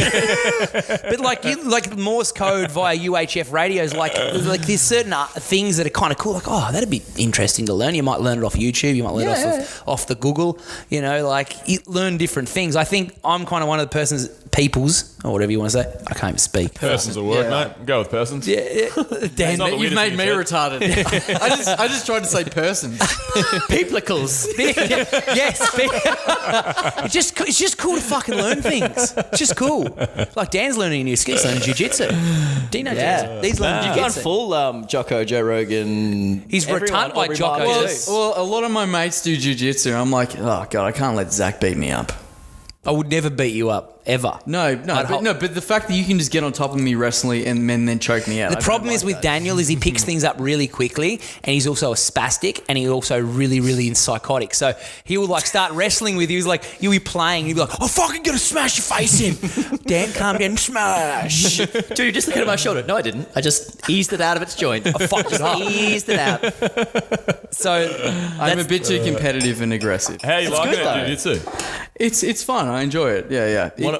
It's a bit too slow. yeah, Like it's fucking like I can just imagine this just taking years before I have like basic. Before you know how to competency. tap. Yeah. Yeah. it's horrible. It's so complex, and it's like you learn just like one small piece of the whole picture, and you'd be like, I want to know more though. Yeah. And you don't it's like get a grain to. of sand Can you and a bag see- of rice. you and can there's see that fucking obsession 1,000 bags thing. of rice to go. Can you see how you obsess about it though? Like what happens is you immerse yourself in that culture of martial arts and jiu-jitsu, and you start like, imagine how many fucking blokes talk about jiu-jitsu on Yeah, podcasts. but anyway. Like you Come here, man. Take off your shirt. Come on here. yeah, let's grapple. you see how people just go, like get angry at themselves, like, fuck, I know nothing. They just want to learn more. But that's a good attitude though. Yeah. Like You're I wish growing. people felt that way about more things. Like I don't know enough. I need to get Like better at weightlifting. it. I need to devote. But because there's really specific outcomes with jiu-jitsu. It's like if I don't learn this, I'll get choked out. So there's like more incentive for you to learn it and to devote more time to it. Whereas like if it's something like learning to play piano or something, Yeah. you're like, I didn't learn that. That's skill. kind of your like life, a your life piece of shit. It's not going to save your life in certain exactly. circumstances. I started to learn striking better. Like I'd done a little bit of striking, like fucking nothing. And I was like, I want to learn striking. I want to start doing some Muay Thai because my theory is like, oh, my mate's learning jiu-jitsu. I want to just kick him in the head now. Did that coming, did you, choke boy? Yeah. Come here. Dick me in there. So like it's They're just on the ground on their back, you know, like stomping. stop there. Bullshit. How's your jiu-jitsu now, boy? Just walk off. But yeah, no, it's like you never like. I've been doing it nearly 3 years now, and I realised after like maybe a year and a half, 18 months, is like I didn't give a fuck about progressing with belts. Also, I trained once a week, and I was just like, I just want to learn a skill that's not snatching or clean and jerking. Like it's just fucking. It is cool. fun. Like I just enjoy like wrestling and fighting. I think you enjoy that physical contact and the struggle. But you really, I think, like when I watch you, it's like you seem to enjoy like when I watch you learn something, you're like an obsessed person. Like you're just sitting there nodding your head like a psychopath. And I'm like, I was watching him today, and I'm like sitting back from the group because I wanted to observe, and I'm like watching him down. He's like, yep. Let's do it. I'm like, what the fuck's wrong with this bloke? Just sucking in all that knowledge. He's like. But there's a part of that also because it's like, like any skill, it's that huge progress, that huge leap, and then you just plateau out. Yeah, Yeah, really it's like exciting. the The onboarding first stage, year of basically. like going into the Your gym, you're like, weightlifting oh my God, if I keep this up, I could beat Arnold, or whatever it is, or like weightlifting. If I keep up this level of progress, and then when you start something new, you're like, holy shit, I've forgotten what it feels like to go from like noob to like slightly less noob, but the jump is just... It's so weird when and also like experiencing that yourself and then seeing someone that you may work with. Like I work with a guy named Liam, and he's a really sweet dude. Like he's not a bad athlete either. Like he's quite a good CrossFit athlete. He's not a bad weightlifter. He's learning weightlifting. Like he's snatched 115, then jerks 140. He was like rapidly improving. He was telling me one day, he's like, if I keep this up, I keep that up, I keep this up, I'll do this, this, and this. And then all of a sudden he hurt his back. Hurt his back, and he's like, oh, fuck. Just got to take it back a second. It's interesting to see that people go from this their mind shifts. Like they go from this like, I'll just keep going like this to self-preservation, and then the plateau of just consistently maintaining. Just sharpen the sword slowly. None of this I get you. Yeah. Fuck. It is weird when you do something new though, because it's like I've done weightlifting since I was 13 years old, and it's like when I say things to people like stay over the bar, pull the bar high or whatever, it seems like the most obvious shit in the world to me, and it's boring at this point to reiterating the same things that I know so well. And it frustrates me that people don't get it sometimes. And then I realise what it's like to be a beginner, especially when I do something like this and I go, you're uncoordinated, you're learning a new language. Yeah. Your body doesn't know how to put itself in that position. Yeah. You know? I don't know where I am in space. It's like learning a new language. Yeah, it is. Hang on, wait. What do you, I didn't understand any of that. How is this 3-year-old who's been on this planet for 3 years speak 2 languages? This is bullshit, you know? But we're doing jiu-jitsu and he's just like, get the underhook. I'm like, what's an underhook? Yeah. I'm like, I have to think about it. It goes in the head. I'm like, that's under. Yeah. But how much better does that make you? Like I found, I don't know if you probably will find the same thing, like most, I guarantee you will, is when you look at someone that you're trying to teach or you're trying to coach or you're trying to develop, you kind of like empathize a lot more. Like I know before jiu-jitsu, like I had like confidence issues, and then I would be like, just fucking dumb, like doesn't get it, or they can't understand, they're just not that good. And then now learning another skill, you're like, I get it. It just takes you a little bit longer. Yeah. It gives you empathize a lot easier. Makes you humble. It's all this sort of you get things. to pull your head in a bit. Like it goes on, well, fucking we're all been there. You haven't been doing this for 15 years, and fair enough, we'll just learn it slower. I suppose that's why you don't want to get too stuck in your ways. Yeah. Like I get so like, okay, 6 days of gym, and then I do 3 days of hot yoga, and then I do this, and I've got this like routine. I'm like, bench pressing is so easy. It's because you've been doing it for like 6 years, bro. You got to look good, though. And you damn look good. No, but what I'm saying is it's like, and then you go and do, like I started doing hot yoga this year, and I was like, how is this 50-year-old bitch doing a headstand? I am stronger than you. I can overhead press you, and you. Would you go into yoga? Smiling. Would you go into yoga and try and win it? Yeah. I would walk into hot yoga. It's the worst attitude to have in yoga. I'm like going, I'm going to fuck these bitches up. 9:30, St Kilda. I'm like, walk in. There's like a rock ape with no short and little shirts and working there. All these mums in like, look at this fucking grotesque motherfucker. And I'm like, bitches, I'm going to beat you in flexibility. Yeah, exactly right. Like some 90-year-old just like a leg over her head. And then you've got the teacher going like, don't try too hard because life will be hard. Fuck you, Lois. I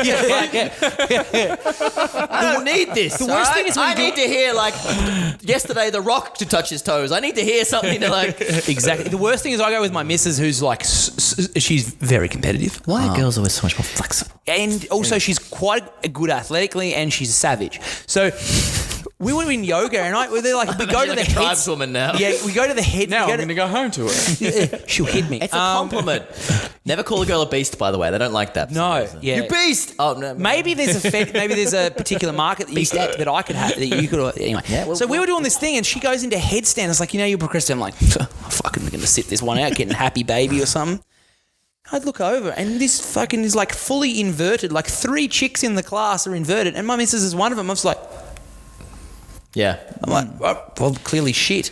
When you're in yoga, I always feel like I'm an intruder, like I shouldn't be there. I like that. I've ruined the composition of the group. Because You don't believe in it, do you? You're lying. Yes. Don't you, Dan? To pick up girls. You're not a lie, you know. Yeah. Dan's like, got this. Yeah. And relax. It's actually exactly how I do yoga. You don't. I don't think I've ever seen Dan, like, when you do the breathing, it's like, Dan's like, I was imagining more like extremely tense. And just like holds it in. Glistening lats popping, like veiny forehead. I won't let go. Sorry, there's no class today. Dan has sucked in all the oxygen. I hate it. Fucking yoga's so good. But it goes back to the whole of like, this is why you got to be like doing new skills. So like for 2019, I'm like, I'm going to go do some like random shit. I want to go do a BJJ, and I'm like, I want to find, because I got a bit of an ego, and I'm like, you little girl, choke me out. I'm gonna try my best. I want to get like choked out because I'm like, good, that'll ground me, like that'll bring me down, you know. Like even that though, you get in jiu-jitsu schools. Like I know some of the schools that you get into. Like some girls will just train with just girls. Like they don't want to train with girls, and I find that really kind of. I think that's like a dude's responsibility to make them feel comfortable so they can train with you. I train with some girls. Like I go to certain schools to do. And you don't kill them, and they don't. I don't kill them because I have an understanding and a premise. And you roll with these chicks, and you'll get like a 60 or 65 or 70 kilo chick, and I tell you what, some of those chicks will fuck me up. Like they will put me in dust chokes, and they will put me. If you were to slack off and just take it easy, they'd fucking wring your neck. Yeah, like they still do. Like I like these girls might be a purple belt or a brown belt or even a blue belt, and they will just like fuck me up. Like my missus is like, she's a blue belt. I think she's blue belt like two, I think she's blue belt one stripe. Anyway, she's been doing jiu-jitsu ages, and she will sink a fucking choke in on me like nobody. There's no tomorrow. Like she will fucking try and kill me. Like, but no, just like, I got this. I could just end you right now.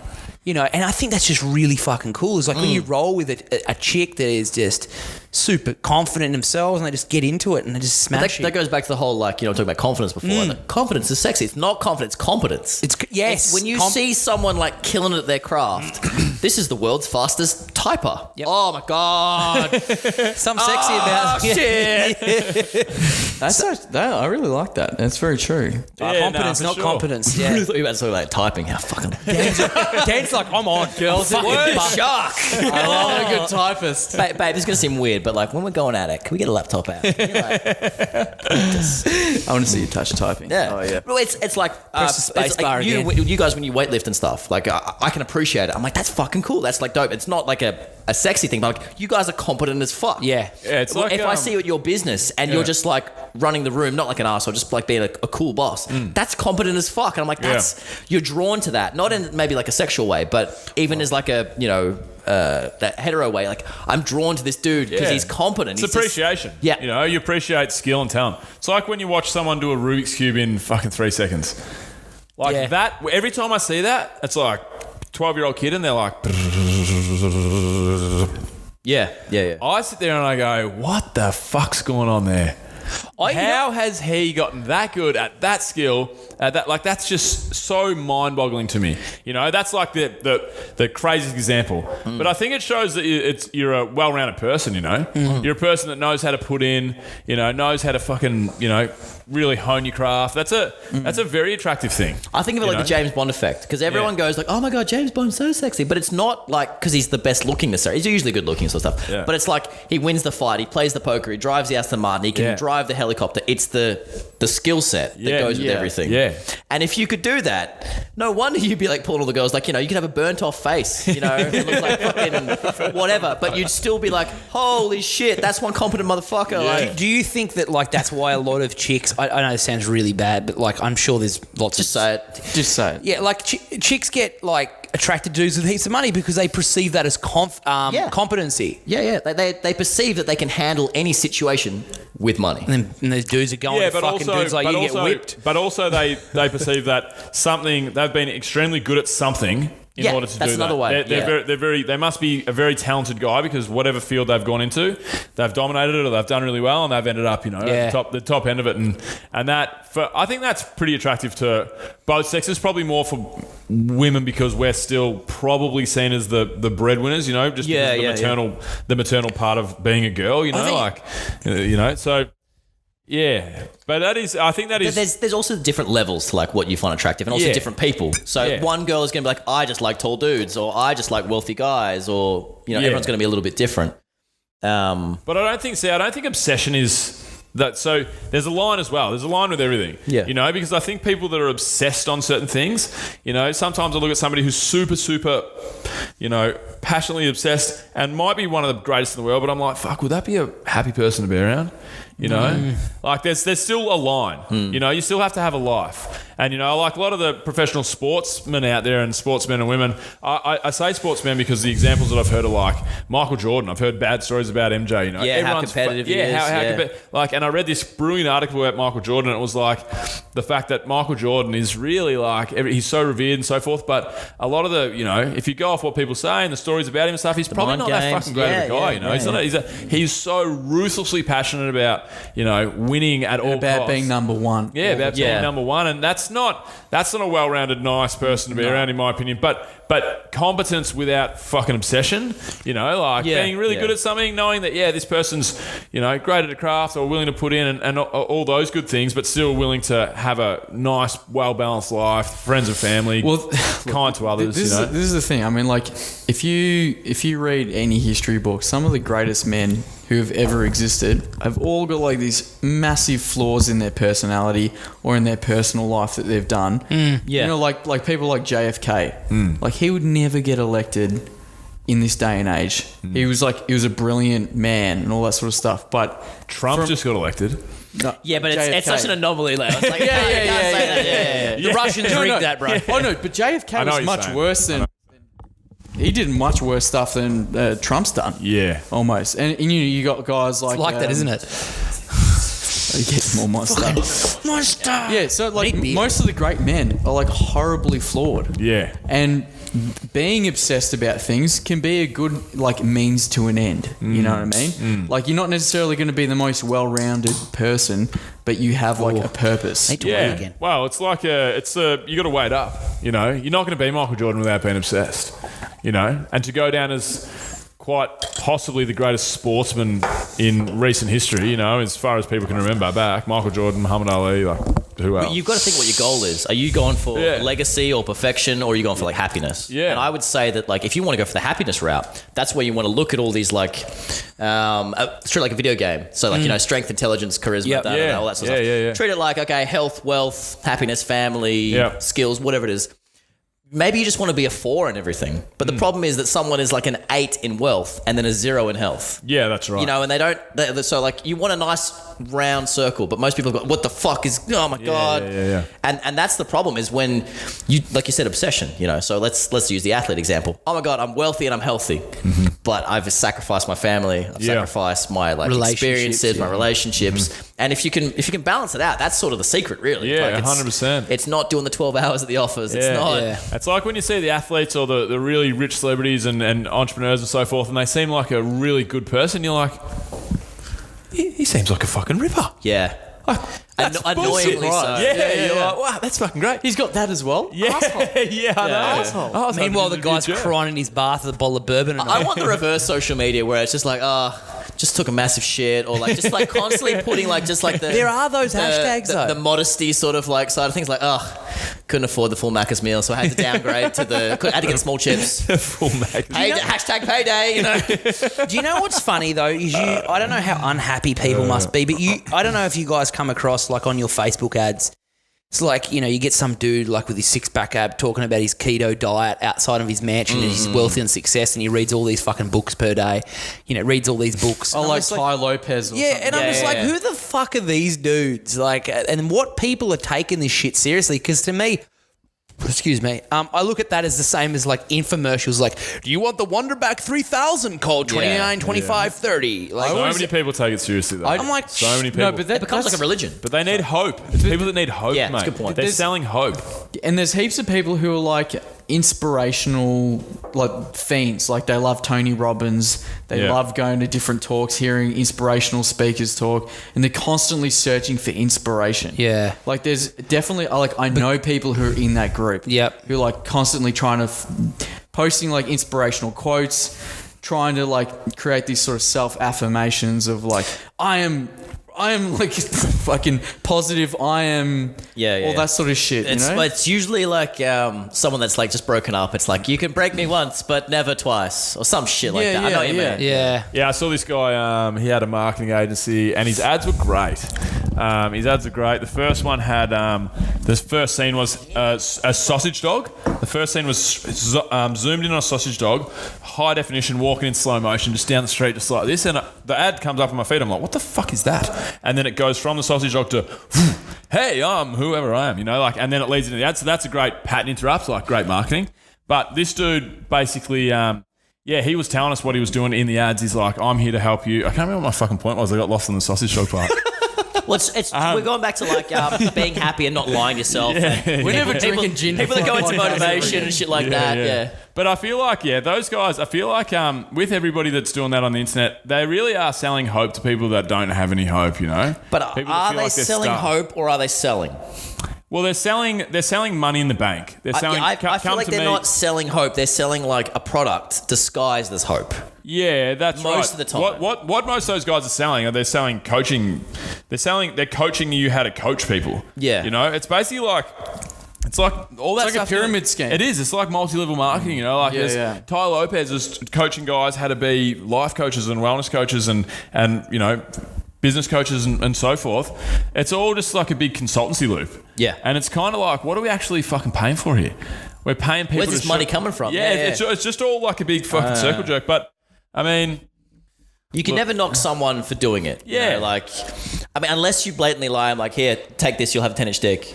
Well, then I'm a fucking liar. Yeah. But, if they've done it and like, oh my God, I feel better, I feel happier, then I can't really knock you, can I? Yeah. Even though we as individuals see through it and be like, dude, you could just go to the gym and go for a walk once a day and maybe hang out with some better people and stop listening to your parents or whatever. You might actually, but anyway. Yeah. But I mean, can't sell that for £1,000. Yeah.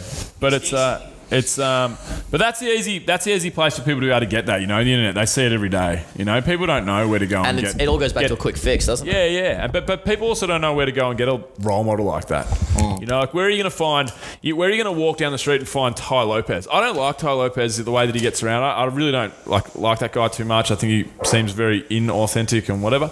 But where are you going to find someone walking down the street in your regular life that's like, hey, I'm going to fucking change your life right now. All you have to do is click this one fucking button. If you're having a shit time, you're going to be like, yeah, really?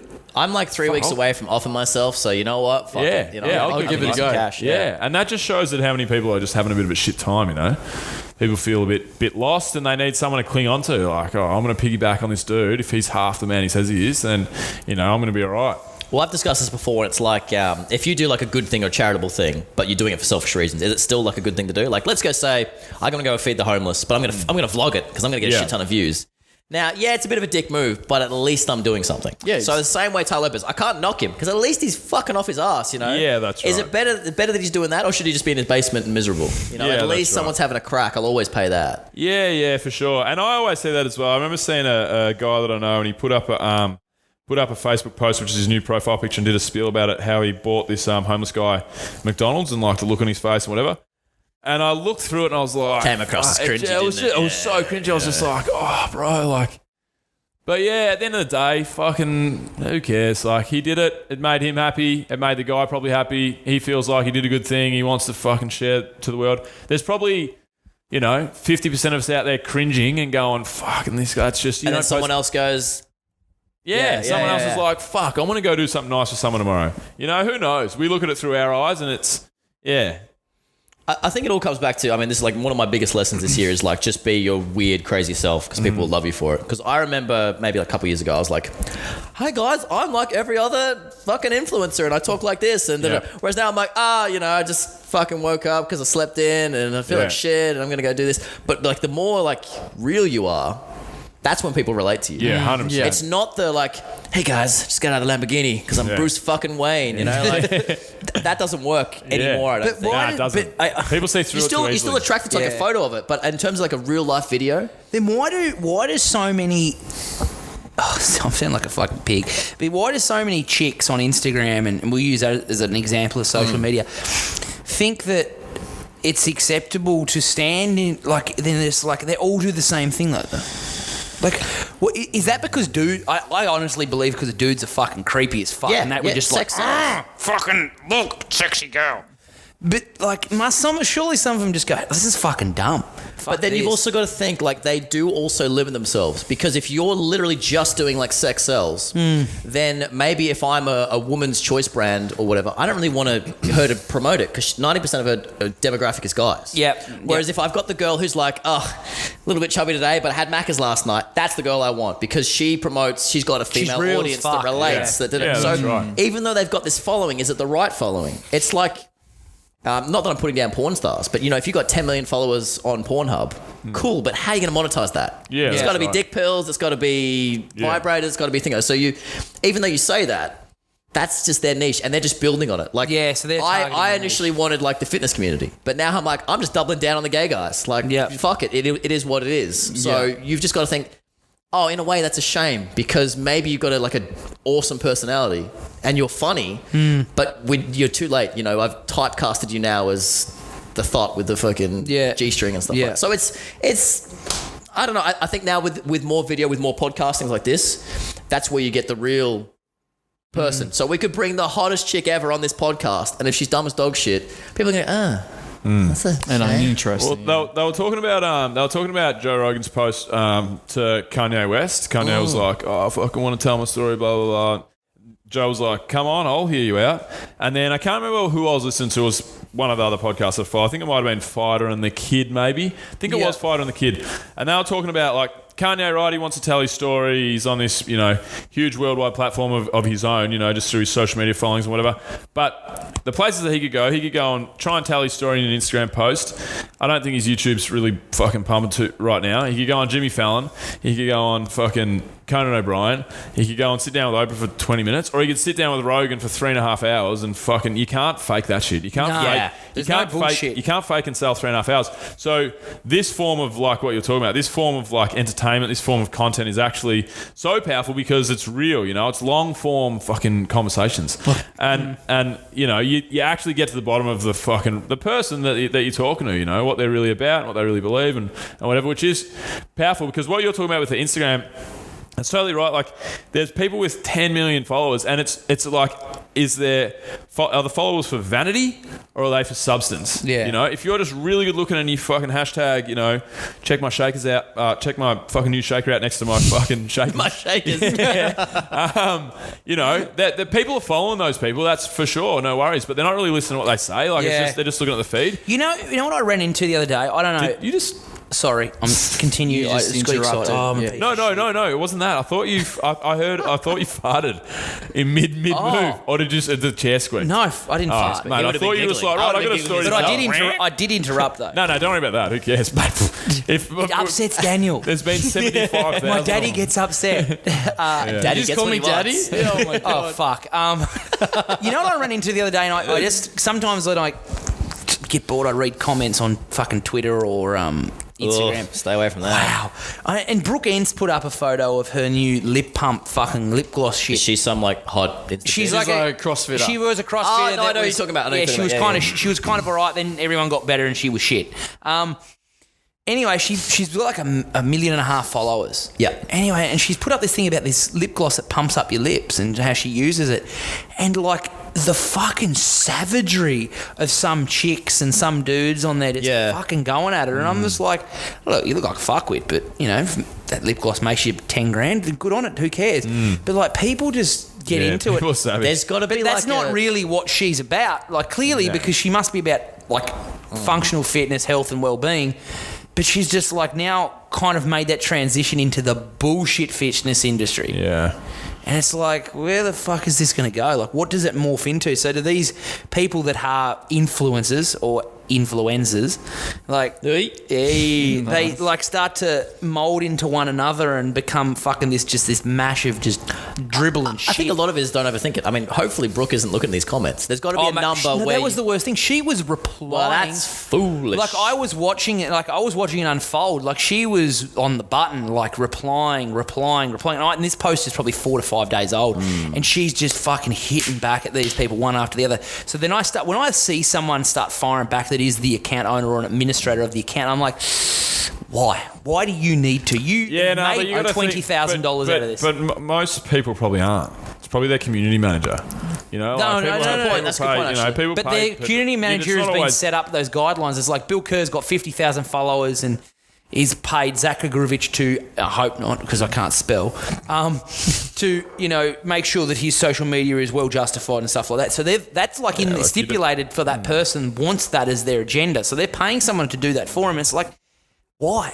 Who gives a fuck? You it's mate? their business, Isn't you know, the I number guess. one rule of social media never apologise for anything? Never apologise for anyone who read the fucking comments. Well, I get like a certain number of comments on certain things, and like I was using a hashtag the other day for like some other guys, some other strippers, like fuck, it was like hashtag Action Hero Cowboy. Don't laugh at me. Anyway, some guy messaged me. He's like, "Why are you using my hashtag? You're of nothing of like my caliber, da da da da, whatever. You know, me and my partner." I blah, saw blah. that. Yeah. And I was like, I really wanted to write, "Fuck you, you piece of shit. I am the caliber." You know, like you just want to go like straight back at him.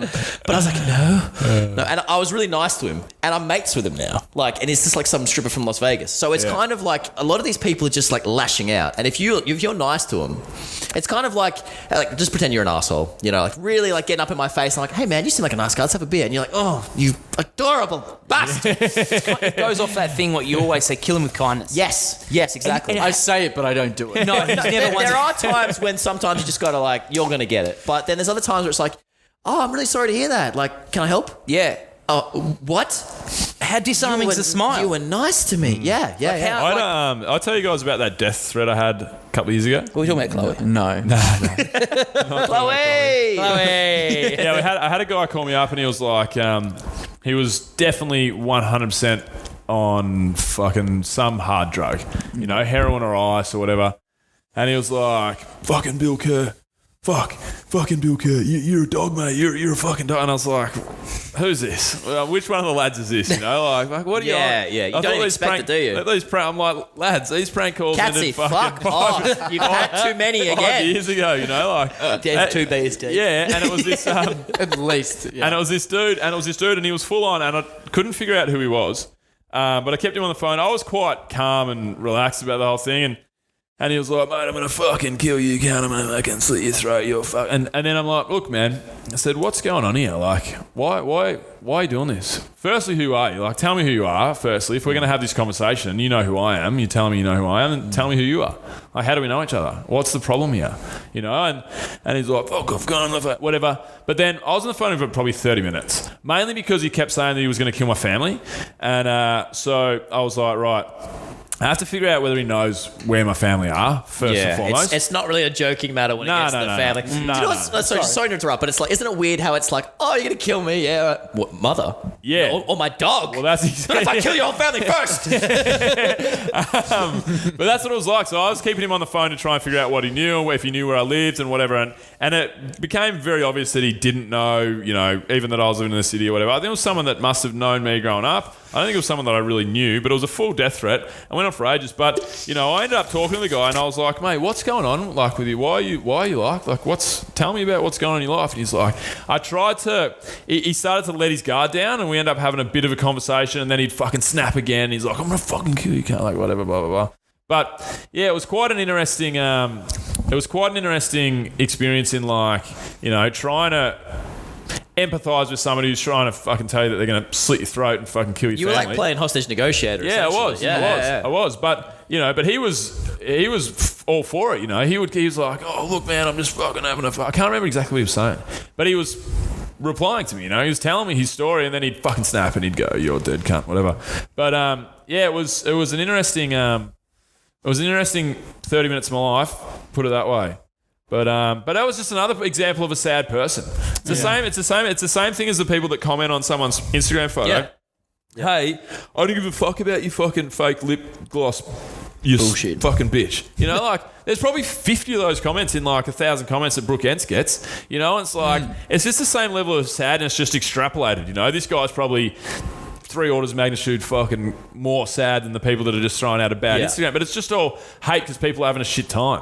You know, it's fucking, it's sad all round. Not just them being sad. It's sad all round that people feel like they have to do stuff like that. Could you argue that, like, going back to talking about like happiness in general and stuff, and it's like things like this podcast, you talking to him, is we just not interacting enough? Are we not having these conversations? Because sometimes when I'll catch up with a buddy, you know, I haven't seen for a while, or, you know, we have this conversation like this, and they're like, "Oh my God, what is this? Like, it feels really nice. Like talking to a human being, and it's like you said, you talk to this guy like, oh, I just came to death threat you, bro, but this was like a great chat, beer. Is that one of the main ingredients that we don't have? These like passionate conversations. It's always like, how are you? And how often do you establish like a certain opinion of someone without having a conversation with them first? Zero rapport. We always have zero rapport with 100%. well. Like even if we do have rapport with that person, they might do something to upset us that we feel fucking mortified by, like we're just so angry at it, and we never talk to them about it, and we let it fester. Yeah. And we go, nah, they're fucked. And then you end up having the conversation with them, and then in hindsight, you're like, what a dickhead I am. Yeah. But I do that kind of weekly. Yeah, you've done that. Look, I'm not to throw you under the bus. No, but I'm not going to. I'm not trying to just throw get you under that bus. But the amount of times that you like seriously don't like someone. Yep, have a conversation. And then you'll have a conversation and be like, he's a great bloke. and I'll be like, you schizophrenic motherfucker. Because it's telling so me true. how much you hate him before and how you like him. It was the colour of his shorts, man. Where Dan No one wears red shorts in my gym. Dan will just be like, I don't like the cunt's face. Like, why, Dan? Just don't like it. Why? That's a fucking horrible looking face. But I agree. Like, I think that's like, if, like my own shortcomings is like that. Is you fucking just build this up in your head and you're like, nah, fuck them. Don't like them. Don't like them. They said something about my mum 3 years ago. It doesn't matter. A lot of people that you have animosity with and you speak to them like, oh my God, we're best friends. Yeah. Or what is it like with girls especially? I can't believe we used to hate each other, but now we're best friends. Oh my God, it's so relatable. I saw that meme the other day. Yeah. That's sort of what came to my head. Yeah, like meme. I live life through memes. Oh, it's fucking weird, boys. It's very weird. Yeah, no, I have that same scenario with my new business partner, Drew. The first conversation I had with him was over the phone, and I got off the phone. Oh, the first conversation was all right. He was trying to sell me onto his business coaching effectively. And then the second phone call, I had to reschedule it, and it was genuine. I just couldn't make it on like Tuesday afternoon at 3 p.m. or whatever. I said, can we do it the next day? And then... what did you expect was going to be fucking in it as light as?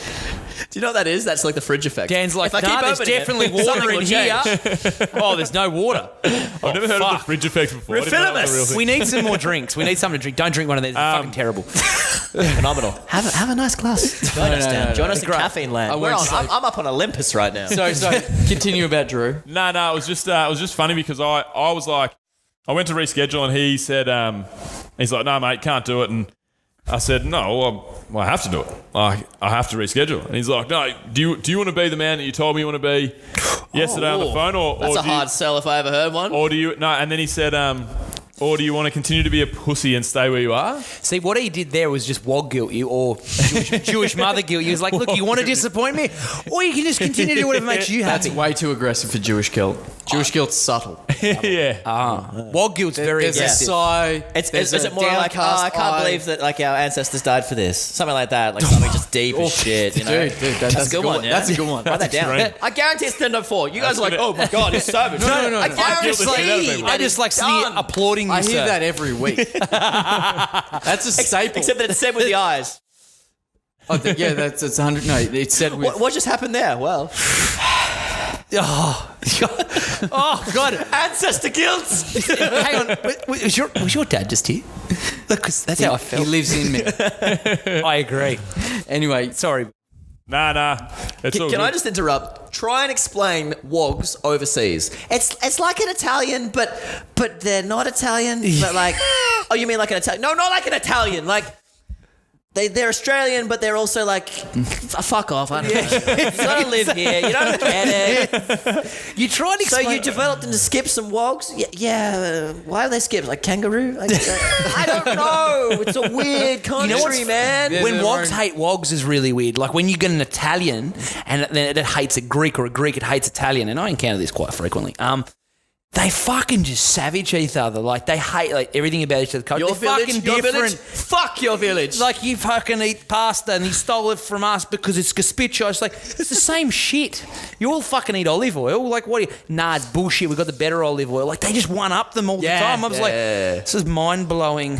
But do you know what the best part is? You know George. George, one of my buddies from high school. He's Greek, but he's the most Aussie dude ever. He cracks me up. He's like, oh yeah, come on, bro. We'll have something to eat, man. You're like all full like Aussie and stuff like that. Mom. Spanakopita. And then it goes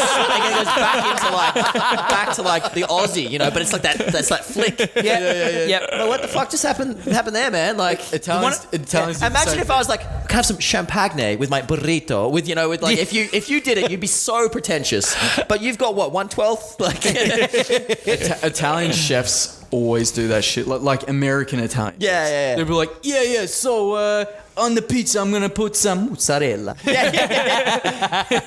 And she's got like Italian Tourette's. It's so funny because like I'm banned from certain, because my partner's Greek and we're having a baby, so we're really trying to up our level of Greek in the house, and I'll say certain things, but she's banned me from saying things like because I use them out of context.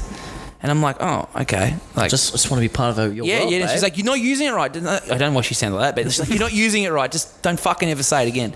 I'd be like, oh, you know, like it's daka. And, just like, she's like, no, malaka. it doesn't fucking work. And I'm like, oh, okay. And they get really defensive of like their culture and like how you say it in the context of conversation. They don't mind you saying the word, but like how it's constructed in a conversation. I'm just like, oh, fucking, I'm sorry, I'm You know what you disappointed. do? You get the keys. You go, here you go. What's that for? Oh, gatekeeping. You know, just fucking, you know, just holding on to your little, you know, your culture. Can't share it with your partner. You try that. No, I'm good, man. I'm good. She fuck sounds like me a up. fierce woman. She's a great woman. I'll strangle you. No. Yeah. Happy wife, happy life. Hey, babe. Well, lads, I think we might have to wrap it up. Go to the pub? It's not going to go Rogan style late here, I don't think. But that's true. We'll have to get you back for a second round because I've got a bunch more questions that I want to ask. I think I dodged them pretty well. It's good. It was good dodging, but we didn't really. What was that game you used to play with Tommy? We could play that with him. 6 from 6. Yeah. Right. So before we go, we'll ask you 6 questions if I can remember all 6 of them. Oh no. 3 of them were mine, 3 of them were my old co-hosts. So we'll see how we go. First question is favourite travel destination. Where's that? Barcelona. Barcelona. Why is that? Just fucking mental. Just go nuts. If you fly from London, say like a Tuesday, get back on like Thursday, it's like £34 return. So like $70. Yeah. And then you stay in a hostel for like 10 quid a night. Yeah. Pub crawl for €10, and you just go nuts. And it's like, oh, should we get going? It's like 11 p.m. No. We don't start drinking until like midnight. Yeah. Like, oh God. Yeah, so I haven't seen Barcelona during the day because every time I've gone there, it's just like a piss up, but it's cool. it's insane. So yeah, Cool. Barcelona's sick. Second question is your dream travel destination, top of your bucket list place you haven't been. Shit. Maybe New York. I'm going to New York in a couple months. Something different, you know. As far as like dream travel, it's not like one place. It's just like maybe I'll give Syria a pass and stuff like that right now. But like, I just want to see the world, you know. Like, Yeah. do some cool shit. Yeah. That's good. Any book that you like to recommend to anyone? I read Man's Search for Meaning. That was pretty fucking awesome. Yeah, I listened to that last year when I was riding through. I like like short to the point books, so that was a good one. And maybe Richest Man in Babylon. Yeah, that's a good one too. Yeah, I like just like, because if I recommend a book and it's like 500 pages or you know whatever, and they're like it was okay, I'm like, oh, I'm a failure. I have given you false hope. You know, but at least a small book. You cost them 6 weeks. Yeah, exactly right. Yeah. But a small book is like, oh, it was enjoyable. Okay, Yeah, it was fucking shit, but it took me 2 days. You suck. Whatever. Yeah. Yeah. All right, cool. And then Tommy's questions were any role models growing up?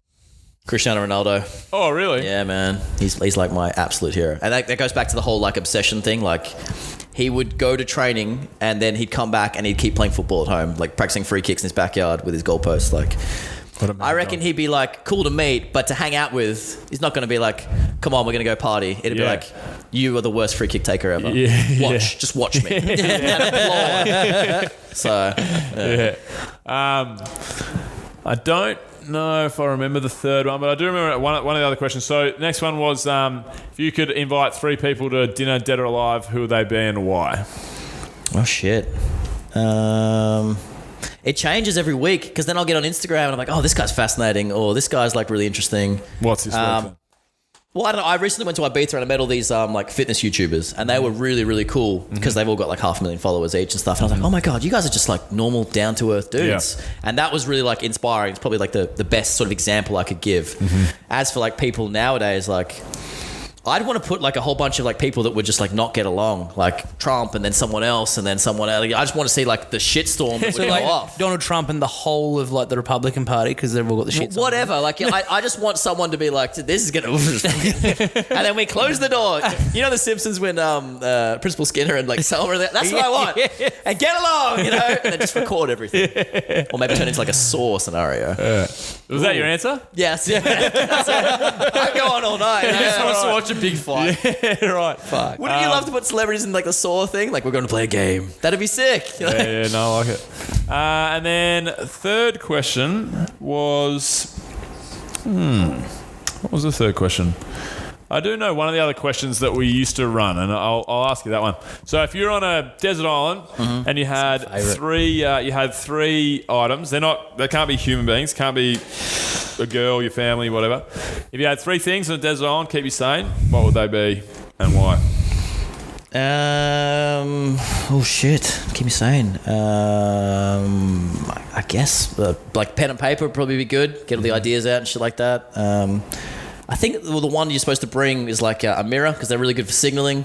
Maybe that'll help me escape. I don't know. That sounds so vain. Actually, You sound like a budgie. Yeah, escape. There's a boat going past. Bellissimo. The only thing I want to save is your beauty. You know, so I don't know, man. Maybe like a spear or something to survive with. You're going to be cooked over. Yeah. If you need any hand with any survival based, I was going to say, you be the one. DM me, whatever. I'll help you. Yeah. You'd be like, joke's on you. I got a multi-tool. You can't just chain everything together and call it a multi-tool. Yes, I can. Oh, shit. All right, well, boys, that's it. Javier, thanks for coming by, brother. We'll have to get you up for round two because, as I said, It's there's fucking great. lots A of whole bunch more stuff. yeah, lots more stuff around your life I do want to get into. But that was good. Sweet, boys. Thanks for having me. Thanks for coming by. And that's a wrap. All right, guys. Thanks for listening. If you'd like to support the show, you can do so on Patreon at patreon.com/adventurefit. You can donate as little as $1 a month there. That's a great way to financially support the show if you really feel passionately about it. Also, you can support the show in a non-financial way by just telling your friends, sharing it, being part of the community. We love all our listeners and really have been through thick and thin from the start with you guys. So yeah, support us by just telling a friend and sharing our show if you really enjoyed it. So also, show notes can be found at www.adventuretravel.com/radio. And don't forget to check out trueprotein.com.au and also trueprotein.com.au, use the code ADVF for 10% off. And also adventurefittravel.com, use the code radio for 10% off there. See you next week, guys. Discovery Roger, go for deploy.